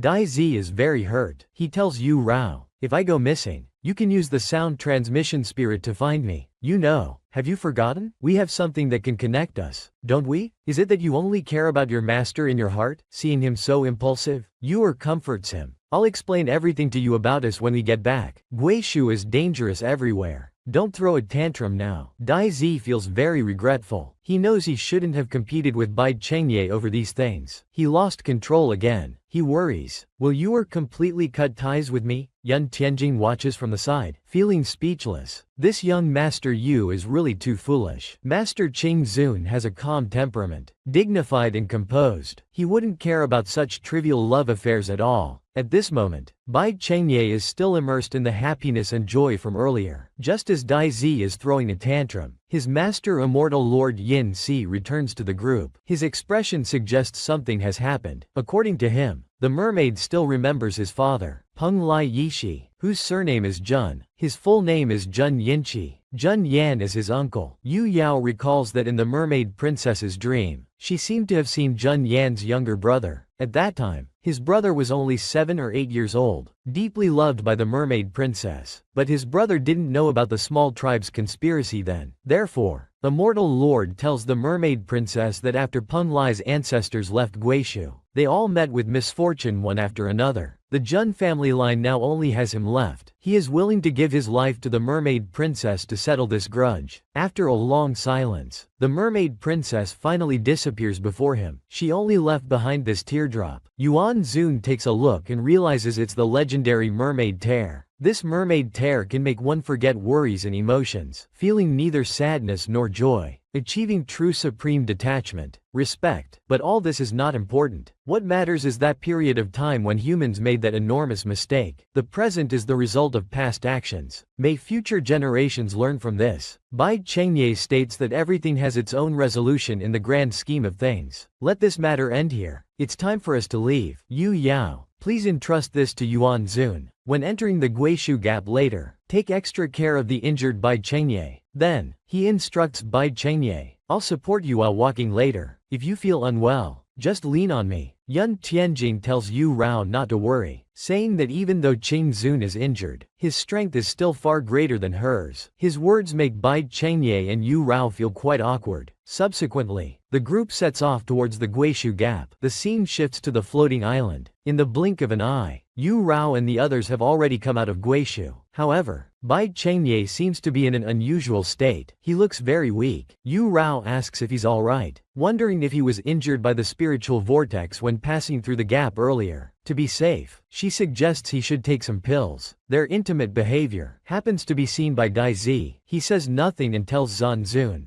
I'm going back to White Tiger City first. Since Bai Chengye is injured, the task of sealing the Guishu Gap is left to the other 3 immortal lords. However, Tian Zun then says to Bai Chengye, Old Bai, shouldn't you be more respectful to me in the future? Bai Chengye doesn't understand what kind of respect Tian Zun wants. Tian Zun is thinking to himself that he wants Bai Chengye to call him father-in-law when they meet in the future, but he doesn't say it outright, leaving Bai Chengye to figure it out himself. You're so weak. Let Yu take you back to Azure Dragon City. Bai Chengye agrees, thinking it's excellent. At the same time, he's thinking to himself that he never wants to be apart from Yu again. The male lead Bai Chengye was accidentally injured by Yu Rao, but for some reason, he doesn't want too many people to know about this. If it weren't for Yu Rao's shallow cultivation, being hit directly by the Liuli Jin fire, he might have already lost his life. Additionally, when passing through the Guishu Gap, in order to increase his spiritual power, his body suffered severe backlash. Bai Chengye's injury needs to be treated by Elder Hua. Hua Ran observes through his pulse and discovers it's actually an injury from the Liuli Jin fire. Yu Rao hurriedly explains, I accidentally injured Master. Hua Ran uses telepathy to question Bai Chengye. You two weren't playing around and things got out of hand, were you? Bai Chengye says. Put away your vulgar assumptions. He then quickly clarifies that intoxicated mermaids can confuse one's mind. Teacher Yu accidentally injured him. He asks Hua Ran to prepare some medicine for his injury and not to let others know about this. At this point, Hua Ran's acting skills improve, saying that Bai Chengye's injury is a bit tricky. This startles Yu Yao. Bai Chengye immediately glares at him. What are you pretending for? Elder Hua is clearly trying to help develop their relationship, but Bai Chengye thinks Hua Ran is being unnecessary. After this Guishu journey, he now understands Teacher Yu's feelings. However, Hua Ran has his own ideas. He steps forward, opens Bai Chengye's clothes, and looks at the wound. Then he says, this injury might be difficult to treat. The Liuli Jin fire is too powerful. It has burned away half of your immortal fate. Yu Yao is shocked to hear this. When she was thrown into the ice abyss before, her immortal fate was only frostbitten, but this has directly burned away half of it. What can be done? Seeing his beloved disciple frightened, Bai Chengye questions Hua Ran. Who allowed you to scare her? If you make her cry, I'll settle accounts with you. Hua Ran is unfazed. I'm helping you. Don't you want to take this opportunity to settle your relationship? If you still want to continue the master-disciple relationship, I'll keep quiet. Hearing this, Bai Chengye remains silent. Of course, it would be great to settle the marriage with Teacher Yu earlier. Then,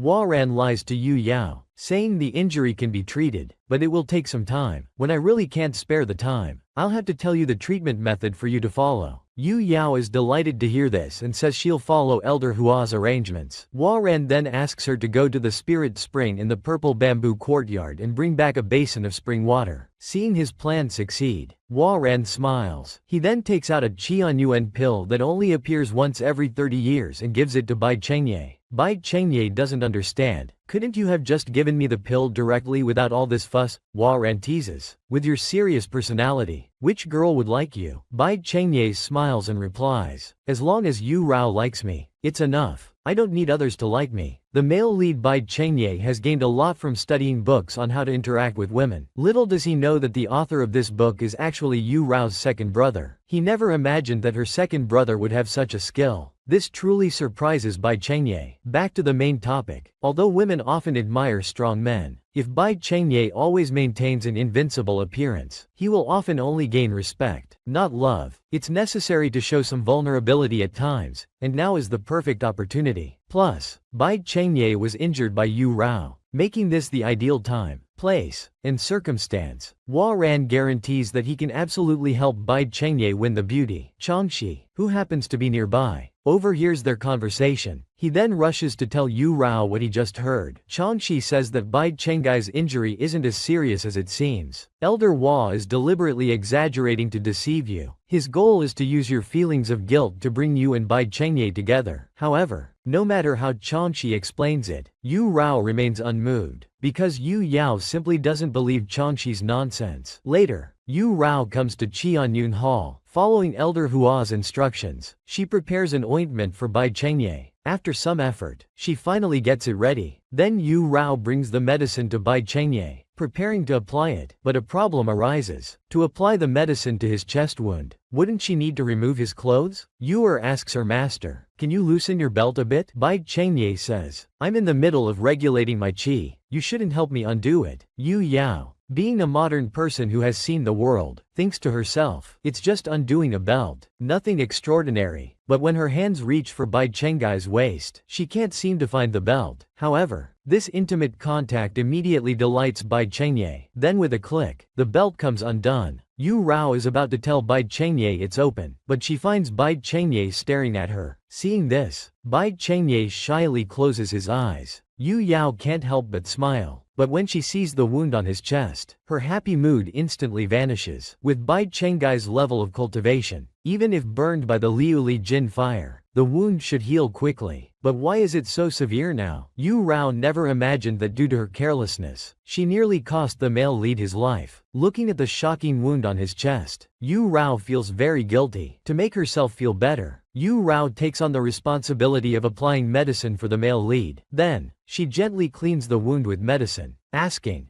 How is it, master? Does it hurt? Bai Chengye looks at her and replies, it doesn't hurt. After cleaning the wound, she bandages it. Yu Yao suddenly explains to Bai Chengye, master, it's not that I don't like you, it's that I can't be with you. Bai Chengye, confused, asks, is it because of Sha Mengwan? Why? Yu Rao doesn't tell the male lead that she's a time traveler. Instead, she makes up an excuse, saying, your names, Chengye and Mengwan, sound like they're destined to be together. Bai Chengye finds this absurd. Your basis is just our names? As soon as he finishes speaking, the male lead grabs Yu Rao's hand, pulling her into his arms. He seriously says, then I'll change my name. I'll change it to Qianhu. If everything is predetermined, then why was I arranged to meet you? And why did I fall in love with you? So, this so-called destiny is actually a paradox. This reason doesn't hold up. The male lead still refuses to give up. Yu Rao has to explain, that's because my interference disrupted your relationship with Sha Mengwan. You two were originally supposed to be together smoothly. It's because I ruined your predestined relationship. After being rejected again, the male lead Bai Chengye falls into deep thought. Yu returns to her room heartbroken. She consoles herself. Don't be sad. You'll be going back in half a year anyway. But Bai Chengye isn't one to give up easily. When you go back and the real Yu returns, if he discovers the person he likes has suddenly become a different person, he will definitely investigate thoroughly to find out the truth. After hearing Changshi's words, Yu Rao doesn't know whether to explain everything to Bai Chengye. She's also afraid it might affect her return in half a year. She's suddenly caught in a dilemma, but never mind. She'll take it one step at a time. For now, the mission at Baiyun Mountain Immortal Manor is more urgent. The next day, Yu Rao goes to Huayao Palace. Seeing the pregnant author practicing cultivation, she curiously asks, is it okay for you to practice like this? The author Ren Xiaoxiao explains to Yu Rao that she's not actually pregnant. As Elder Hua said, this is a secret technique of the demon race called parasitic pregnancy. The symptoms are very similar to a real pregnancy. The author has now been reborn and wants Yu Rao to invite a few senior brothers to go out and have some fun. However, Yu Rao isn't very familiar with those senior brothers. She's only somewhat close with second senior brother and senior sister Yuan. That couple. From the male lead Bai Chenggai's various behaviors, it's certain that he has fallen for Yu Rao. As the author of this work, Yuan Xiaoxiao doesn't want the male lead to be snatched away like this. If the male lead gets together with Yu Rao, what about the female lead Sha Mengwan? Yu Rao explains to the author that after delivering the gifts today, she won't come to Azure Dragon City anymore. These gifts are what she brought back from Guishu, specifically to give to Ren Xiaoxiao and her senior brothers and sisters. If they need to contact her in the future, they can ask senior sister Yuan to use the sound transmission talisman. After saying goodbye to the author, Yu Rao prepares to set off for Baiyun Mountain. But just then, with a whoosh, Elder Hua suddenly appears, blocking Yu Rao's path. Hua Ran stares at her, demanding, your master is about to cough blood and die. Where are you going? Abandoning him? Yu Yao is shocked to hear this. After thinking carefully, she says to Elder Hua, I already know about your plan. Master is currently recovering. You don't need to scare me deliberately, but I don't blame you. I happen to have something important to do. I've already entrusted the task of caring for Master to first senior brother. Her lie exposed. Hua Ran points at her and scolds. Your master was injured by you, and you let others take care of him. So you, the culprit, can go out traveling freely and enjoy yourself? Elder Hua is very angry at her nonchalance. At this moment, Changshi suddenly appears, stating, you're setting a trap for Yu Rao. I heard everything clearly. You're ganging up to scheme against a young girl. How shameless. Seeing Changshi here, Elder Hua angrily says, so your so-called important business is to go out and fool around with this guy? Then let's have your master take a good look at what kind of character his precious disciple, who he nearly died to bring back, really is. Yu Rao is confused. What do you mean, nearly died? Hua Ran tells the truth. According to him, the reason for Bai Chenggai's white hair is related to Yu Rao. It turns out that when Yu Rao used the spirit locating technique to find Dai Zi, she almost perished completely. Thanks to Bai Chengye giving Yu Rao his divine wood source, he managed to save her. The Azure Dragon clan's innate ability is regeneration. Only the divine wood source from an awakened bloodline could repair Yu Rao's damaged spirit stone. This is also why Yu Rao's awakened innate fire changed a bit. In contrast, Bai Chengye was severely weakened. He then returned to Azure Dragon City and secluded himself for 2 months to recover. His hair turned white during that time. Now, having lost his source, Bai Chengye no longer has self-healing abilities. Once injured, it's difficult for him to heal. That's why when Yu Rao hit him, it became so serious. After hearing this, Yu Rao is immediately shocked. This also solves a problem that has been bothering her for a long time. Hua Ren says that both the Heavenly Lord and the Mysterious Lord know about this. If you don't believe it, you can ask them. Having said so much, he continues, forget it. One is willing to hit. One is willing to be hit. Even if he dies today, at most Azure Dragon City will just change its lord. What does it have to do with me? I'm leaving. Goodbye. At this moment, Yu Yao never imagined that Bai Chengye had sacrificed so much for her. Everything the male lead Bai Chengye did selflessly, Yu Rao now knows. This also resolves the knot that has been troubling her heart for a long time. Back then, when Bai Chengye lied to Yu Rao saying his hair turned white due to cultivation, it turns out he had everyone keep it a secret because he didn't want Yu Rao to feel guilty. Just as Yu Yao is feeling sad, Changxi shouts, "Don't you miss your parents? Are you going to abandon them for a man who doesn't exist?" Yu Yao doesn't know how to answer. She does really want to return to her own world, because there are her family and friends she hasn't seen in a long time, and that cute cat, and that cozy home. But now that Bai Chengye has done so much for her, she can't just leave him like this. After saying this, Yu Lao immediately turns around, preparing to return to Azure Dragon City. Changxi stops her, repeatedly warning, if you go back now, you might find it hard to leave in the future. But Yu Lao doesn't care about that. Right now, she can't wait to see Bai Chengye. The scene shifts to Azure Dragon City. Yu Rao has now returned here. Bai Chengye, who is reading, is suddenly hugged from behind by Yu Rao. At this gesture, Bai Chengye initially wanted to be happy, but when he sees Yu Rao's tears falling, he realizes something is wrong. He asks, "Did Hua Ren scare you to tears again?" "Don't listen to her. I'm fine." Yu Rao tells Bai Chengye the truth. It turns out, the reason she has been rejecting Bai Chengye is that she's afraid she won't be able to go back, because Yu Rao doesn't belong to this world. She explains to Bai Chengye that she came here as a tourist, but due to a system malfunction, her return was delayed. Her family and friends are all waiting for her to return in her original world. Bai Chengye is shocked upon hearing this. At the same time, this also resolves the confusion in his heart. No wonder Yu Yao's words and actions were so different from before. So that's why. Then, Bai Chengye asks, "Are you saying your original world is the celestial realm? If so, as long as I achieve perfect merit and ascend to the heavens, we can still meet again." Yu Yao explains, "No, I'm from a parallel world. After half a year, when I go back, I won't be able to come here again. We have no future. Don't be so good to me. I can't respond to you."